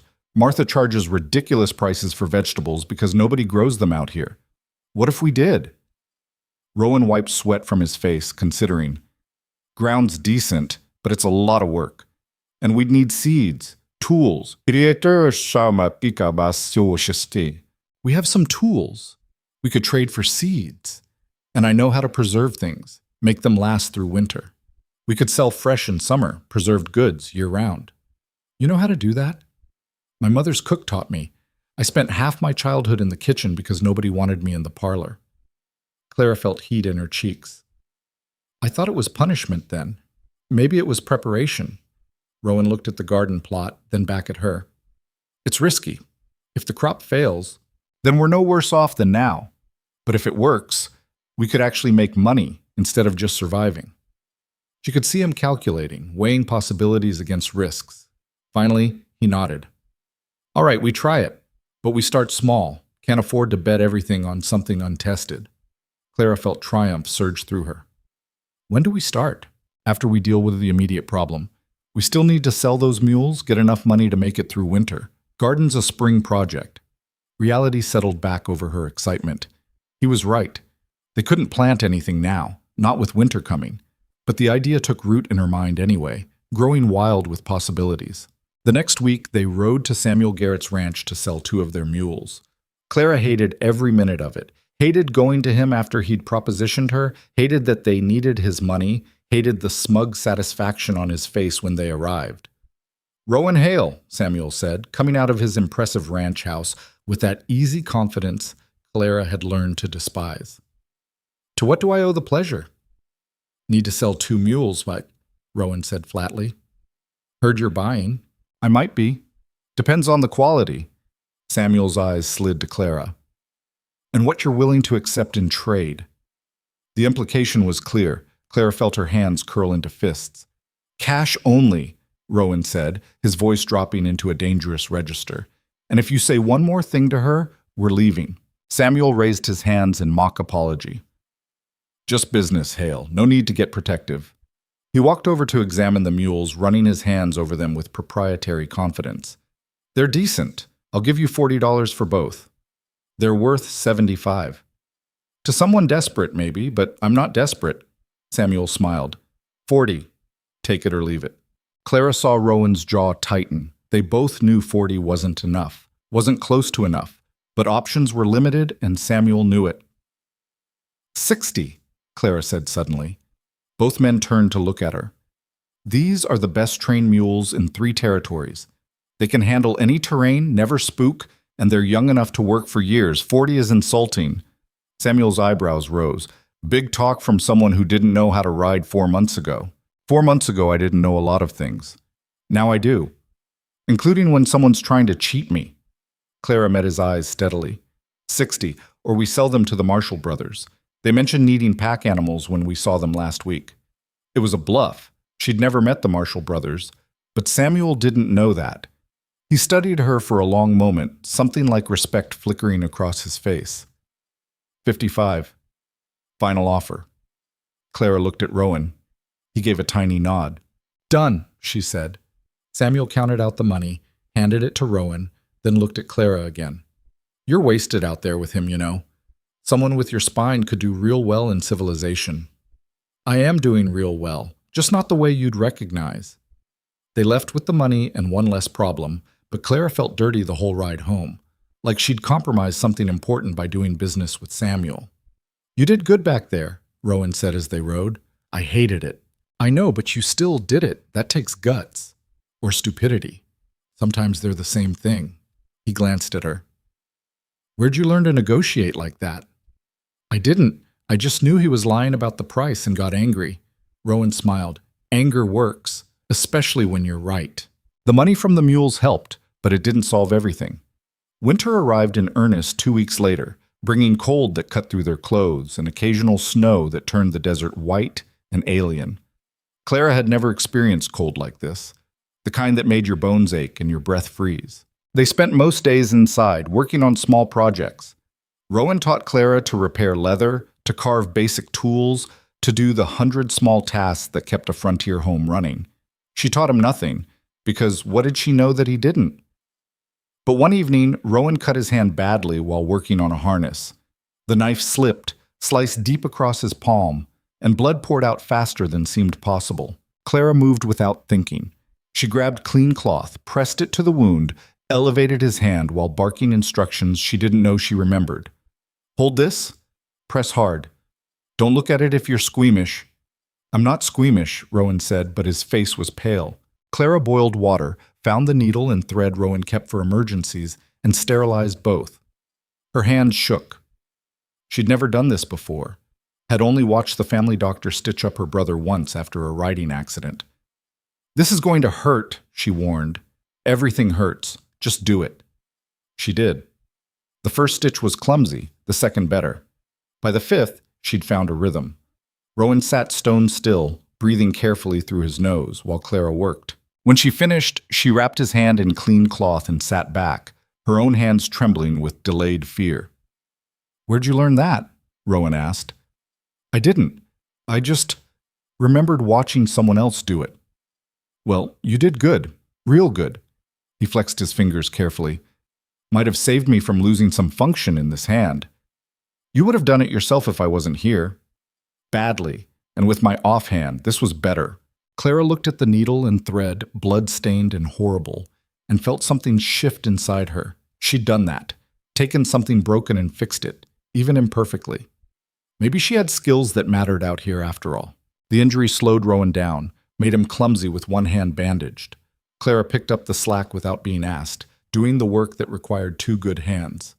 She was splitting wood one afternoon, still not great at it, but functional, when she heard horses approaching.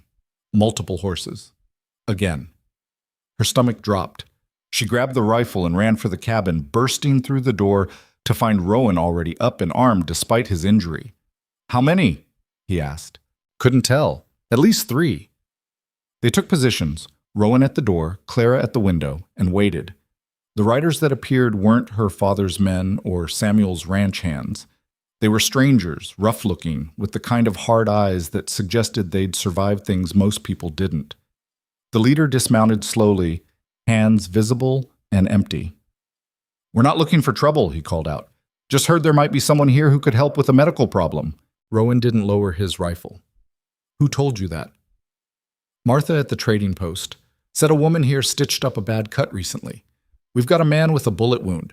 Doctor's too far and he's not going to make it that long. Clara looked at Rowan. He looked back, the question clear in his eyes. Your choice. She thought about the stitching she'd done, how clumsy it had been, how much luck had been involved. Thought about these strangers who could be lying, could be dangerous, could be anything. Then she thought about a man dying because she was too scared to try. Bring him in, she said. Rowan's expression didn't change, but she saw the tension in his shoulders. He didn't like this, but he lowered the rifle slightly and stepped aside.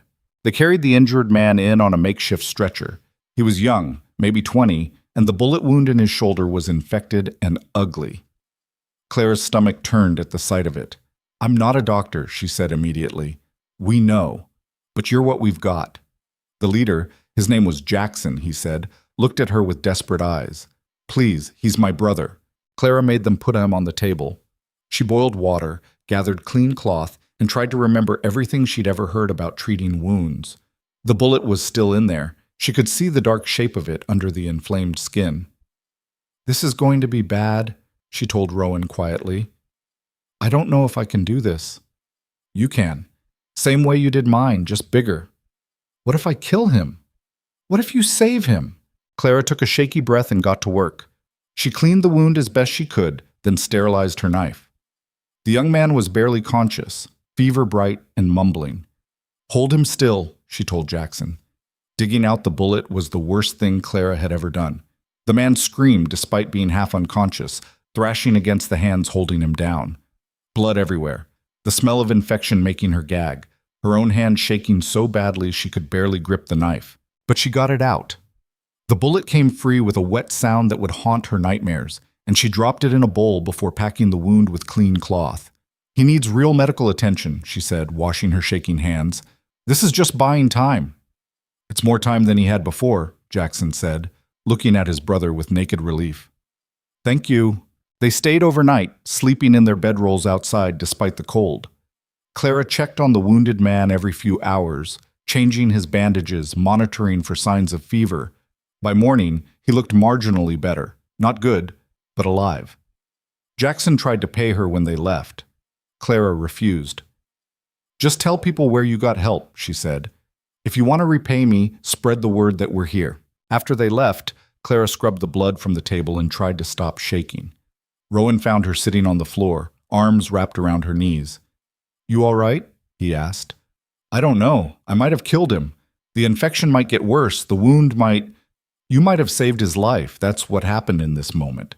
The rest isn't your fault." "How do you know?" "Because you did everything you could. That's all anyone can do." Clara looked up at him. "Is it always like this? That awful? Saving people?" "Yeah. Usually." He sat down next to her. "That's why most people don't do it. Easier to look away." "I couldn't look away." "I know. That's one of the things I..." He stopped, seemed to reconsider his words. "That's one of your strengths." Clara wondered what he'd been about to say instead, but she didn't ask. Word spread faster than Clara expected. Within 2 weeks, 3 more people showed up needing medical help. A child with a badly burned hand, a woman with an infected tooth, a man who'd broken his arm and had it set wrong. Clara helped them all, learning as she went, making mistakes, but somehow keeping people alive. Rowan started calling her Doc, as a joke. It didn't feel like a joke after a while. It felt like an identity. The winter people brought payment, chickens, supplies, once a beautiful set of preserving jars that made Clara's heart race thinking about the garden she'd plant in spring. They also brought stories, news from the wider world, connections to a community Clara hadn't known existed out here. "You're building something," Rowan said one night as they tallied up the supplies they'd received. "What do you mean?" "A reputation, a network. People know about you now, know they can come here for help. Is that good or bad?" "Depends. Good if we want to be part of the community, bad if we want to stay isolated." Clara thought about it. "What do you want?" "Doesn't matter what I want. This is your thing, your choice." "It matters to me." Rowan was quiet for a long moment. "I came out here to be alone, to get away from people and all the complications they bring, and that worked for a while, but then you showed up and..." He trailed off. "I don't know. It's different now. Better, maybe, less empty. So you don't mind people knowing where we are?" "I mind, but I don't hate it as much as I thought I would." He looked at her directly. "You're changing this place. Changing me, maybe. Making it feel less like hiding and more like living." The words settled around them, heavy with meaning Clara wasn't quite ready to examine. She changed the subject and Rowan let her, but something had shifted between them. Some acknowledgement that this partnership was becoming something neither of them had planned for. Winter deepened. Clara's medical work continued. Some days nobody came, other weeks she saw multiple patients. She got better at it, more confident, though the fear never fully went away. And then one frozen morning, a woman arrived alone, heavily pregnant and in obvious distress. "My husband's getting the doctor," she gasped. "But the baby's coming now and I don't know what to." Clara's mind went blank with terror. She'd helped with injuries, infections, simple ailments, but childbirth? That was beyond anything she knew. "I can't," she said. "I don't know how. Please." The woman grabbed her arm, tears streaming.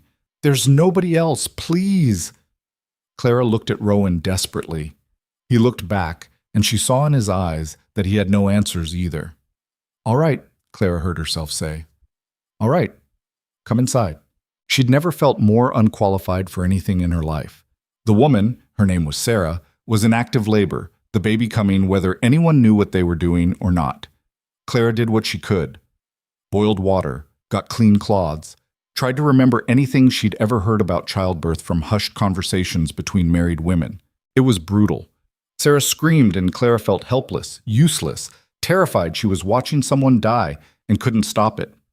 Rowan stayed nearby, doing whatever Clara asked even though he looked green. Hours passed.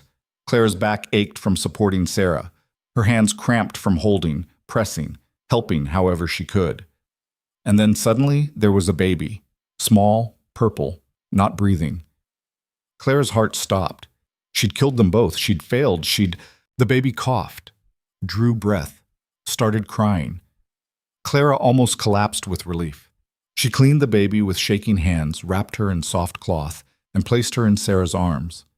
"It's a girl," Clara said through tears. "You have a daughter." Sarah was crying too, holding her baby and looking at Clara like she'd performed a miracle instead of barely surviving the experience. "Thank you," Sarah whispered. "Thank you. Thank you. I didn't do anything. You did all the work. You were here. You didn't leave me alone. That's everything." The doctor arrived an hour later, checked both mother and baby, and declared them healthy. He looked at Clara with professional assessment. "You've done this before?" "Never." "You have steady hands and good instincts. Ever consider formal training?" Clara laughed, slightly hysterical. "I can't even read medical texts. I just do what seems right. That's most of medicine anyway. The rest is luck and stubbornness." After they left, Clara sat on the porch despite the cold, staring at nothing. Rowan brought her coffee and sat down beside her. "You did good in there." "I was terrified." "Yeah, but you still did it. That's what counts." "I don't want to do it again. Ever." "You might not have a choice. Word's going to spread about this." He was right. By the end of the week, 3 more pregnant women had visited, asking if Clara would help when their time came. She said yes each time, hating herself for it, knowing she couldn't say no. "I'm not a midwife," she told Rowan in frustration. "I don't know what I'm doing." "You're learning, same as everything else." "People could die while I'm learning." "People could die without you trying." He caught her eye. "You think you're not qualified? Nobody out here is qualified for what they do. They just do it anyway because the alternative is worse." Clara wrapped her arms around herself. "What if I fail?" "Then you fail. But you fail trying to help, which is better than failing because you were too scared to try." She wanted to argue, to explain all the ways this could go wrong. But she'd already said yes to those women, and Rowan was right. Out here, trying was the only option. Spring came slowly, announced by subtle changes, warmer days, green shoots pushing through the earth, birds returning. Clara started her garden with seeds traded from Martha and advice from Sarah, who'd become a frequent visitor. Rowan helped when his hand allowed, but mostly he watched Clara work with something like pride in his expression. "You were right about this," he said one afternoon as Clara planted tomato seeds with more hope than expertise. "About what?" "About not just surviving, about making this place into something more." Clara sat back on her heels, looking at the neat rows she'd created. "We haven't grown anything yet." "No, but you've grown something else. A practice. A purpose. People come here now because they know we'll help." "You mean they come because I'll help? You just tolerate them."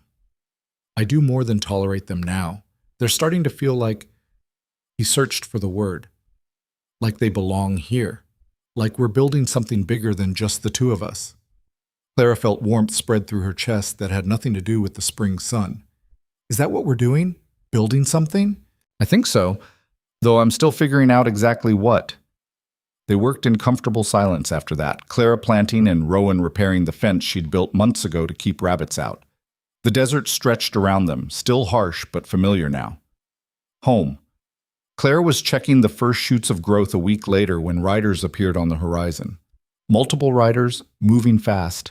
Her first thought was trouble. It always was now. But as they got closer, she recognized Jackson, the man whose brother she'd saved. He had 3 others with him, all looking grim. "What's wrong?" Clara asked when they arrived. "We need your help," Jackson said without preamble. "There's been an accident at the Morrison Ranch. Multiple injuries, real bad ones. Their place is 2 hours from here. Will you come?" Clara's stomach dropped. Going somewhere else, leaving the safety of her property, treating multiple serious injuries. "Yes," she said before fear could stop her. "Give me 10 minutes."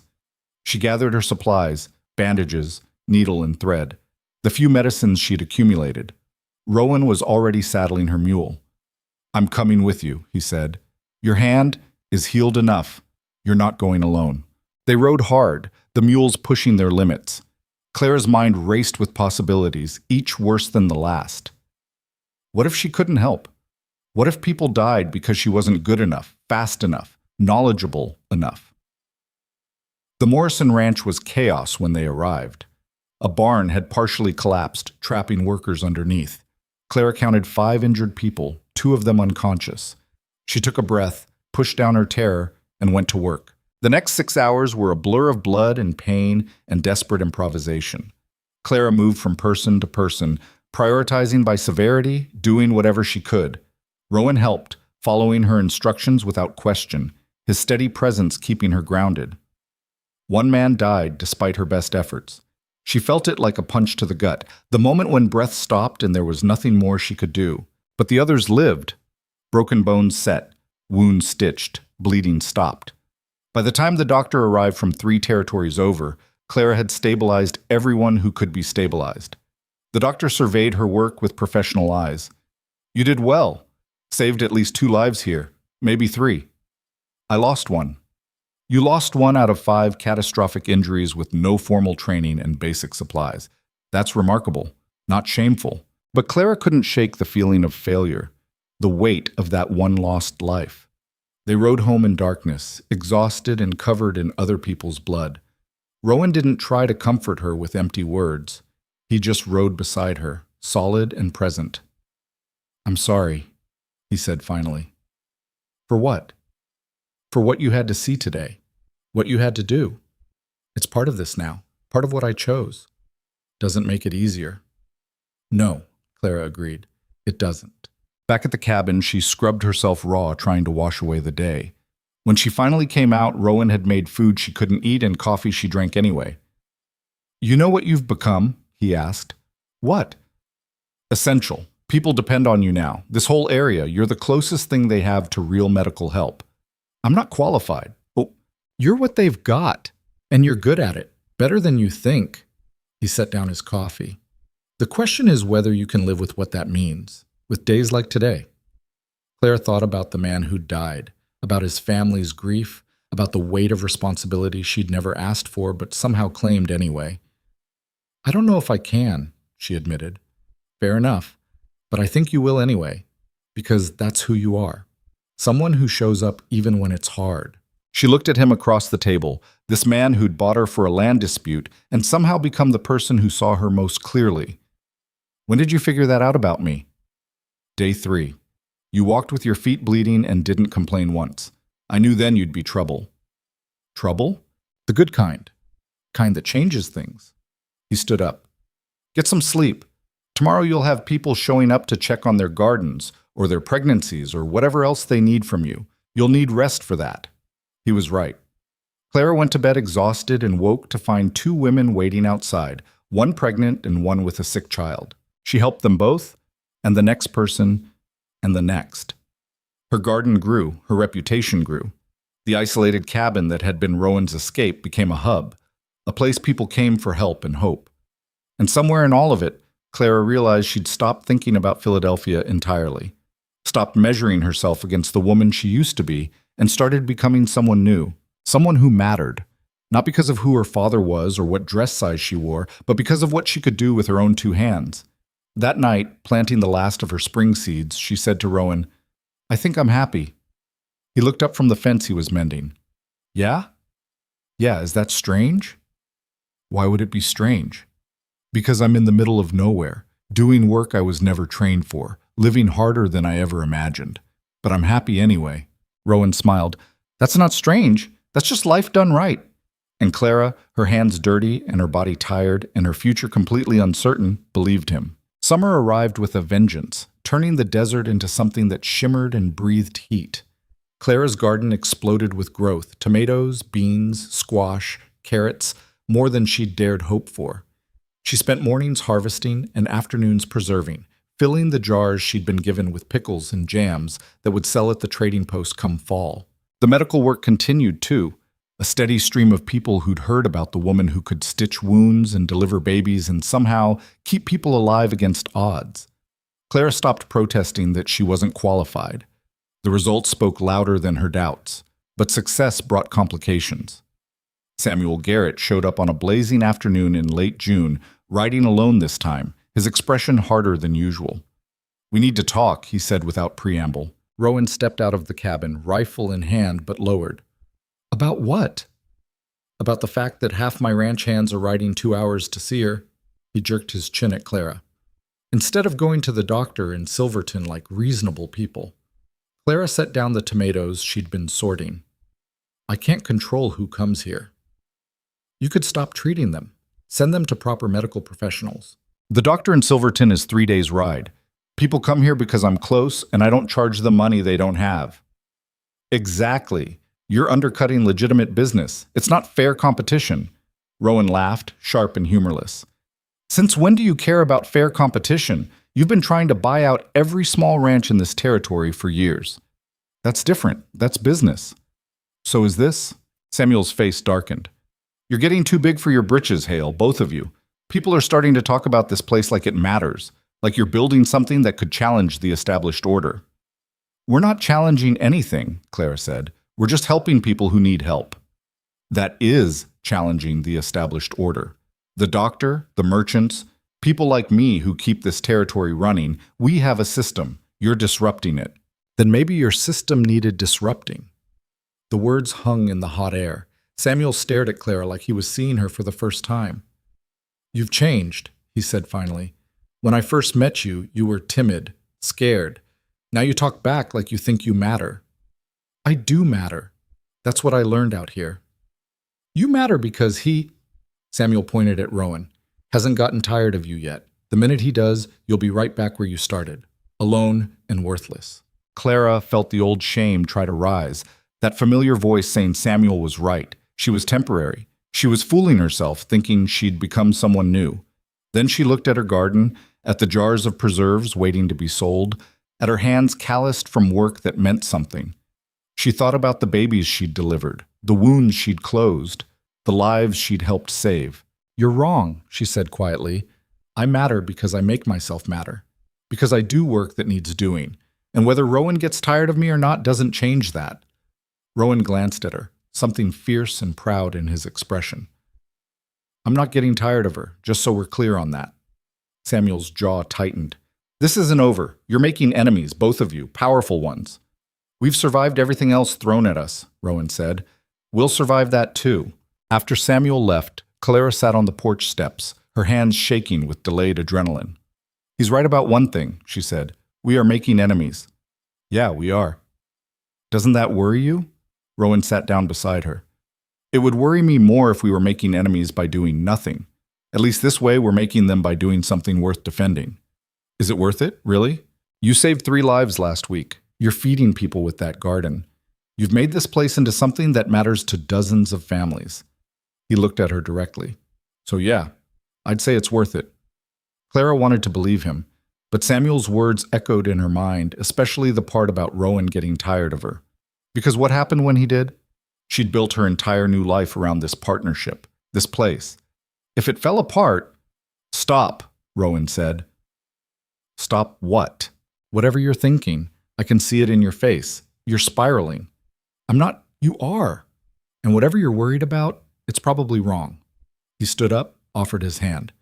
Come on, let's check the northern fence. Needs repairs, and the work will get you out of your head. He was right. The physical work did help. The familiar rhythm of walking the fence line and fixing brakes. They worked in comfortable silence until they reached the far corner of the property, where the view opened up to show the desert stretching endlessly. You know what I think about sometimes, Rowan said, setting down his tools. What? About the day your father brought you here. How angry I was. How I almost said no to the whole thing just because I didn't want to deal with the complication. Clara's chest tightened. You never told me that. Didn't seem relevant before, but looking back, if I'd said no that day, none of this would exist. The garden, the medical practice, the community we're building. It all started because I said yes to something I didn't want. Is there a point to this story? The point is that the best things in life usually start as things we don't want. Things that seem too hard or too complicated or too risky. But we do them anyway, and they change us. Change everything. Clara looked at the desert, thinking about the woman she'd been 6 months ago, frightened, ashamed, convinced she was worthless. That woman felt like a stranger now.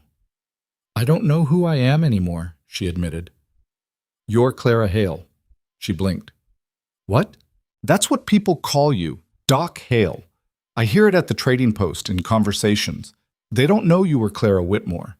They just know you as my partner, so they assume... He stopped, looking uncomfortable.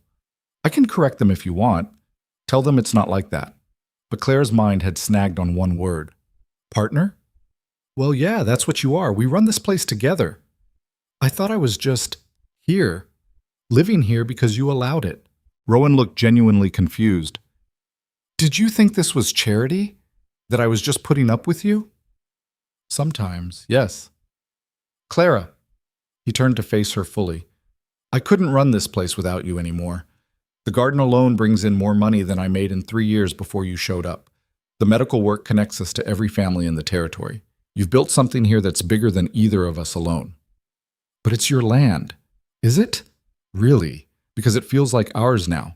The word hung between them, heavy with implications Clara wasn't ready to examine. She changed the subject and Rowan let her, but the conversation stayed with her through the rest of the day. That night, Clara couldn't sleep. She lay in her bed listening to the familiar sounds of the cabin and thought about the future, about what would happen next, where this strange life was heading. She got up and found Rowan sitting by the fire, unable to sleep as well. Can I ask you something? She said. Always. Why did you really take me? Not the anger at my father, not the land dispute. The real reason. Rowan was quiet for a long time. You want the truth? I always want the truth. I saw something in you that day at the outpost, standing there in that ruined dress, looking like your world had ended. You had every reason to break down, to cry, to beg your father to take you back. But you didn't. You just stood there and took it. And I thought... He paused. I thought, here's someone who's survived something I can't even imagine. The kind of survival that doesn't leave marks you can see but breaks you from the inside. And she's still standing. Clara felt tears prick her eyes. I wasn't strong. I was just numb. Sometimes they're the same thing. He looked at her across the fire. I took you because I recognized something of myself in you. Someone who'd been told they weren't good enough their whole life and started to believe it. And I thought maybe, out here, where none of those voices could reach you, you'd figure out they were wrong. Did you figure that out? About yourself? Still working on it, but watching you do it has helped. They sat in silence after that, the fire crackling between them, something unspoken but understood settling into the space they shared. The next morning brought disaster. Clara was in the garden when she heard shouting. She looked up to see smoke, thick black smoke, rising from the direction of the Morrison Ranch, the same place where she'd treated the barn collapse victims. People started arriving within the hour, riding hard, all with the same message. Fire, out of control, multiple families trapped. Clara didn't hesitate. She grabbed her medical supplies and rode out with Rowan, her heart hammering against her ribs. The scene that greeted them was chaos, 3 buildings burning, People running, screaming, trying to save whatever they could. "How many injured?" Clara shouted over the noise. "Don't know," someone yelled back. "People are still inside some of the buildings." Clara's blood ran cold. She couldn't treat people who were still burning. She needed them out first. She started to move toward the nearest building, but Rowan grabbed her arm. "Don't. The structure's not safe. There are people in there, and you'll die trying to get them. Let the men handle the rescue. You focus on the ones who make it out." It went against every instinct, but he was right. Clara set up a triage area away from the flames and waited, hands shaking, for the injured to arrive. They came in waves. Burn, smoke inhalation, crushing injuries from fallen beams. Clara worked faster than she ever had, moving from person to person, doing what she could, making impossible decisions about who to help first. A child with severe burns, a man who'd broken both legs, a woman who wasn't breathing and might never breathe again. Clara chose. Again and again she chose who got her attention, knowing that every choice meant someone else had to wait. It was brutal and necessary, and it broke something inside her. Rowan worked beside her, following her orders without question, his steady hands doing whatever she needed. Other people helped too, holding patients down, bringing water, running for supplies. The fire burned for hours. When it finally died down, Claire had treated 23 people. 3 had died despite her efforts. The weight of those deaths settled on her shoulders like stones. As the sun set over the destroyed ranch, Clara sat in the dirt, covered in ash and blood and too exhausted to move. Rowan sat down beside her, equally destroyed. "You saved 20 people today," he said quietly. "I lost 3. You saved 20. It doesn't feel like enough. It never does. But it's everything to the 20 who are alive because of you." Clara looked at the survivors, at families reuniting, at children crying but breathing, at people who would have died without her intervention. "I can't keep doing this," she whispered. "I know." "No, I mean, I can't be the only medical help for hundreds of miles. It's too much. Today proved that. I can't be everywhere at once, can't save everyone, can't carry this weight alone." Rowan was quiet. Then, "So what do you want to do?" Clara thought about it, about the gap she'd fallen into, the need she'd discovered, the purpose she'd found. "I want to teach others, train people in basic medical care so they can help in their own communities.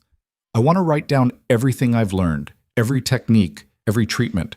I want to make myself less essential by making knowledge more accessible." "That's ambitious. It's necessary." "Yeah," Rowan agreed, "it is." They sat there as darkness fell, 2 people who'd started as strangers and become something neither of them had planned for. Partners. Friends. Maybe more, though neither was ready to name it yet. The weeks after the fire changed everything. Clara started holding teaching sessions at the cabin, showing anyone interested how to treat basic injuries, recognize infections, deliver babies. She wrote out instructions in careful handwriting, creating guides that could be copied and spread. The garden produced more than they could use, so they traded the surplus for books, medical texts, farming guides, anything with knowledge worth sharing. Clara read voraciously, teaching herself what no school had ever offered to teach her. And slowly, the territory transformed. Other women started gardens. Men learned basic wound care. The community became more self-sufficient, less dependent on the distant doctor or on Clara's intervention alone. Samuel Garrett rode by one afternoon while Clara was teaching a class of 8 women how to recognize and treat infection. "You're really doing this," he said, watching from his horse. "Doing what?" "Changing everything, building something that matters." Clara looked at her students, women of all sizes and backgrounds, all eager to learn. Someone had to. "I was wrong about you," Samuel said. "Completely wrong. I thought you were nothing without Rowan propping you up. But you're not. You're the one holding this whole territory together." "I'm not holding anything together. I'm just teaching people to help themselves." "That's the same thing." He tipped his hat. "For what it's worth, I'm sorry. For how I treated you, for what I said. You're remarkable, and I was too stupid to see it." He rode off before Clara could respond, leaving her standing in her garden, surrounded by students, feeling something she'd never felt before. Respected. Fall arrived with cooler temperatures and the promise of another winter. Clara's preserves sold out at the trading post within a week. earning more money than she'd seen in her life. She and Rowan used it to buy more supplies, more books, materials to expand the cabin. "We need more space," Rowan said one evening. "People keep showing up for lessons. We could build another room, make it a proper teaching space." "We? Well, yeah. This is our place. Might as well make it work for what we're doing." There was that word again, our. Clara was starting to believe it. They built the addition together, Clara's carpentry skills still clumsy but functional. The work was hard and good, and by the time they finished, they had a dedicated space for teaching and treating patients. More people came. The cabin became a hub, a center of learning and healing. Claire's reputation spread far beyond the immediate territory. Travelers would stop by, asking for advice, bringing news of communities that needed medical help. "You could leave, you know," Rowan said one night. "Travel to other places, teach more people. You don't have to stay here." Clara looked at him, surprised. "Do you want me to leave?" "No. But I want you to know you could, that you're not stuck here just because this is where you ended up. I'm not here because I'm stuck. I'm here because I choose to be." "Yeah?" "Yeah." Clara set down the medical guide she'd been writing. "This is home. You're—" She stopped, not quite ready to finish that sentence.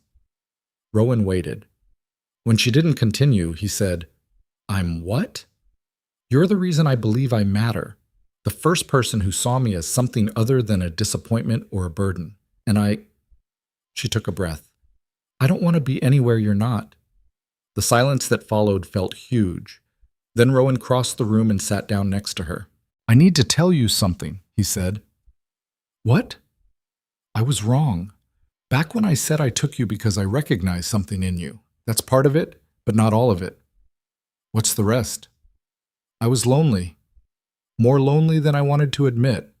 And when your father offered that deal, part of me said yes just because I wanted someone else here. Someone to talk to, work with, exist alongside. That probably sounds selfish. It sounds honest.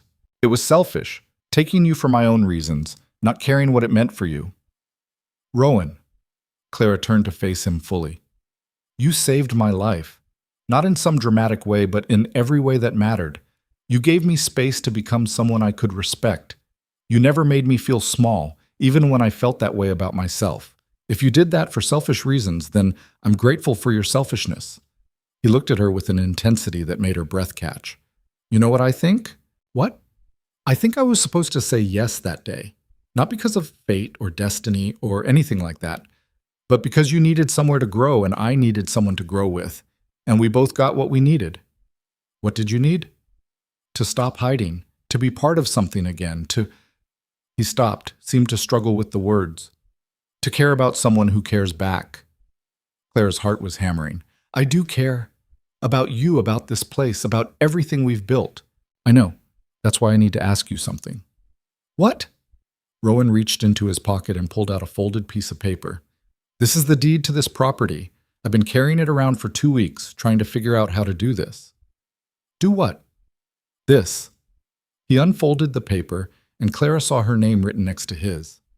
"I added you to the deed, made it official that this place belongs to both of us. Equal partners in everything."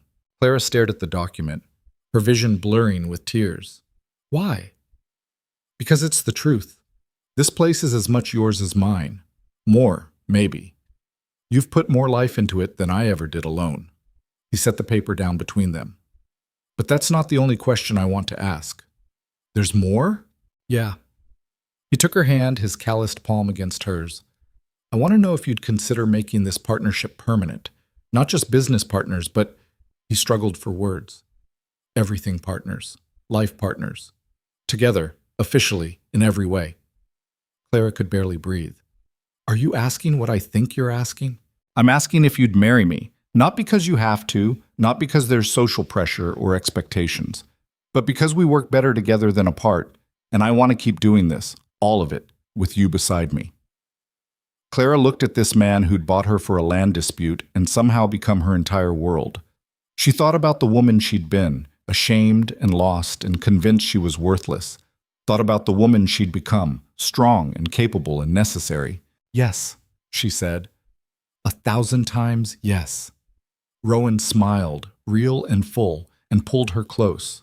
They sat there in their cabin, surrounded by medical texts and preserves and evidence of the life they'd built, and Clara felt complete in a way she never had before. They married in the spring, a simple ceremony with the entire territory in attendance. Sarah came with her daughter, now almost a year old and healthy. Jackson brought his brother, fully recovered. Martha from the trading post cried through the whole thing. Even Samuel showed up, bringing a gift and an apology Clara graciously accepted. Her father didn't come. Clara hadn't invited him, hadn't even considered it. That relationship was dead, had been dead the moment he'd traded her away. She felt no grief over its loss. Standing there in her practical dress with dirt under her fingernails and calluses on her hands, Clara looked nothing like the bride she might have been in Philadelphia. She looked better, real, herself. After the ceremony, people brought food and stories and stayed late into the evening. Clara moved through the crowd, checking on pregnant women, examining a child's healing burn, advising on gardens and medical concerns. "You're working at your own wedding," Rowan observed, finding her in the middle of treating someone's infected cut. "It's what I do. I know, I wouldn't want you any other way." That night, after everyone had left, Clara stood on the porch looking at the stars. Rowan came out and wrapped his arms around her from behind. "Any regrets?" he asked. "About what?" "About this life. It's hard. It'll always be hard." Clara thought about it honestly. No regrets. Not even about Philadelphia, the life you could have had? That was never really my life. It was a performance, and I was terrible at it. This, she gestured at the cabin, the garden, the vast desert. This is real. This is mine. Ours. Ours, Rowan agreed. I like the sound of that. The years that followed weren't easy. Winters were harsh, summers brutal. People still died despite Clara's best efforts. The garden failed sometimes. Money was always tight, but they survived together, and surviving together made them thrive in ways neither could have managed alone. Clara's teaching program expanded. She trained dozens of women in basic medical care, creating a network of healers across the territory. She wrote guides that were copied and shared, spreading knowledge far beyond her reach. The garden became famous, producing vegetables nobody thought could grow in desert soil. Other families started their own gardens, learning from Clara's methods. The cabin expanded again, then again, until it was a proper house with space for patients, students, and the life Clara and Rowan were building. They never had children of their own. Clara's body simply didn't work that way, something she'd once seen as a failure, but now understood as just a fact. Instead, they became essential to dozens of other people's children, teaching and healing and helping raise a generation that knew the desert could be survived and even conquered. 5 years after the wedding, a young woman arrived at the cabin, well-dressed and clearly from back east. Clara was in the garden when she approached. "I'm looking for Clara Whitmore," the woman said. "She doesn't exist anymore," Clara replied, brushing dirt from her hands. "But I'm Clara Hale. Can I help you?" "I'm Emily Rothwell. I'm a reporter writing about frontier medicine. I heard about you from a doctor in Silverton. He says you've saved more lives in this territory than anyone else, despite having no formal training." Clara laughed. "He's exaggerating." "Is he? Because I've been interviewing people all week, and everyone tells the same story. The woman who taught herself medicine and then taught everyone else. The healer who built a network of care from nothing. I just did what needed doing." "That's what everyone says about you, that you don't think of yourself as remarkable, but you are." Emily pulled out a notebook. "Would you be willing to be interviewed? Your story could inspire women all over the country." Clara thought about the girl she'd been, hidden away and ashamed. Thought about the woman she'd become, visible and necessary and proud. "All right," she said, "but you have to understand something first." "What's that?" "This isn't a story about transformation or redemption.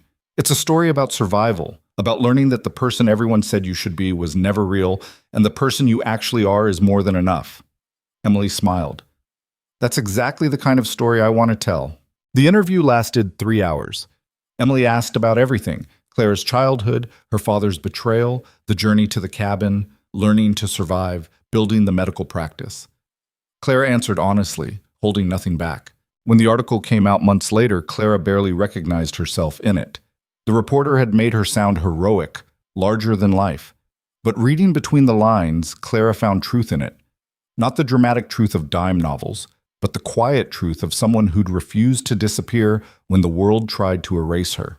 People started showing up after that, travelers who'd read the article and wanted to meet the famous Doc Hale. Clara treated them the same as everyone else, with practical kindness and no illusions about her own importance. "You're handling fame better than I expected," Rowan said one evening after a particularly busy day. "It's not fame, it's just people needing help." "It's both, and you're managing not to let it go to your head." Hard to get a big head when you spend your mornings hauling water and your afternoons elbow deep in other people's medical emergencies. Rowan laughed. Fair point. 10 years after her father had left her at that outpost, Clara stood on the porch of her house, no longer a cabin, but a real home, and watched the sun set over land she owned, a community she'd helped build, a life she'd fought for with everything she had. She was 43 years old. Her body was still large, had actually gotten broader with years of physical work. Her hands were scarred, her face weathered by sun and wind. She looked nothing like the beauty standards she'd grown up failing to meet, and she'd never felt more beautiful. Rowan came out and stood beside her, his own body marked by years of hard work, his hair graying at the temples. "What are you thinking about?" he asked. "About the day I arrived, how terrified I was, how certain I was that my life was over." "Was it?" "Yes, but that was a good thing. That life needed to end. This one," she gestured at everything around them, "is better. No regrets?"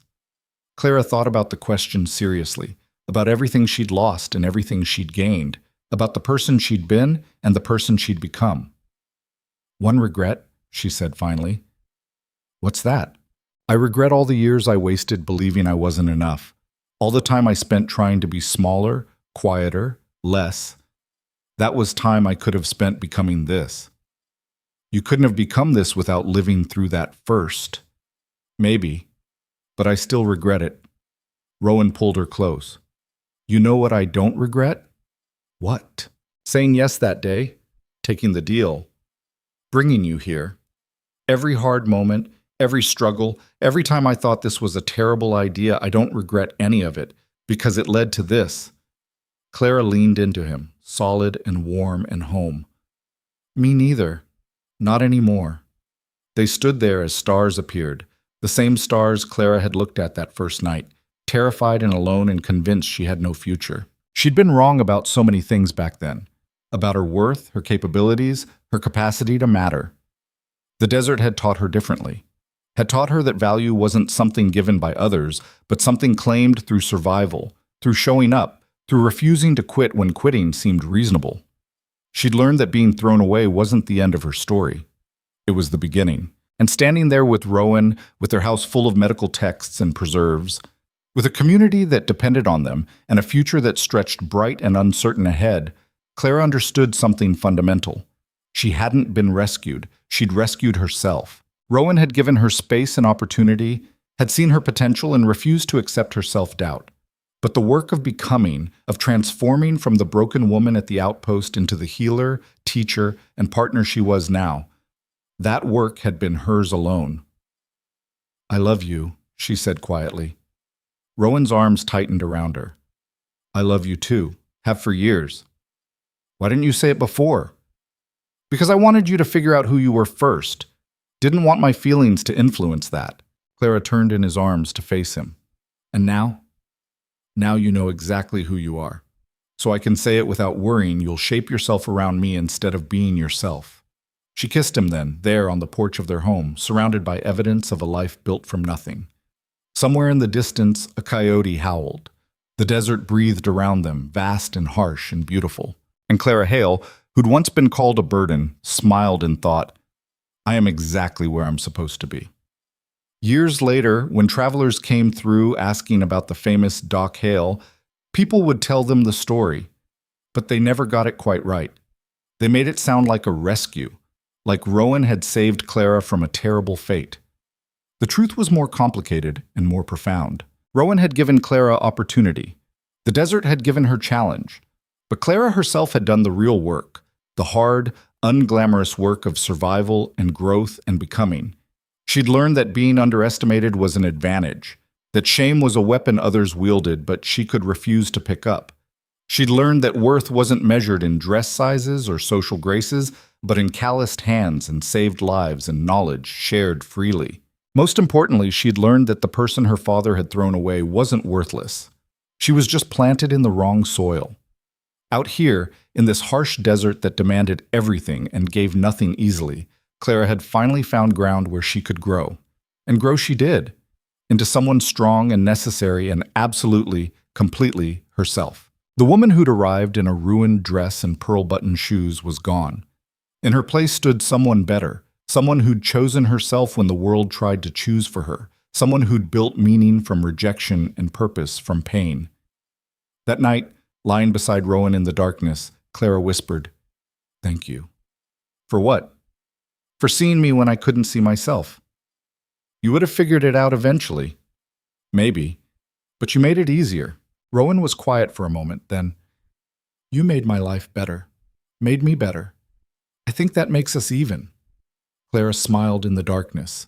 Even. Equal. Partners in every sense. She closed her eyes and slept peacefully, dreamlessly, knowing that whatever tomorrow brought, she was ready for it, because she was no longer the girl who'd been thrown away. She was the woman who'd refused to stay discarded, who'd claimed her own value, who'd built a life worth living from the wreckage of expectations. She was Clara Hale, and that, finally, was more than enough.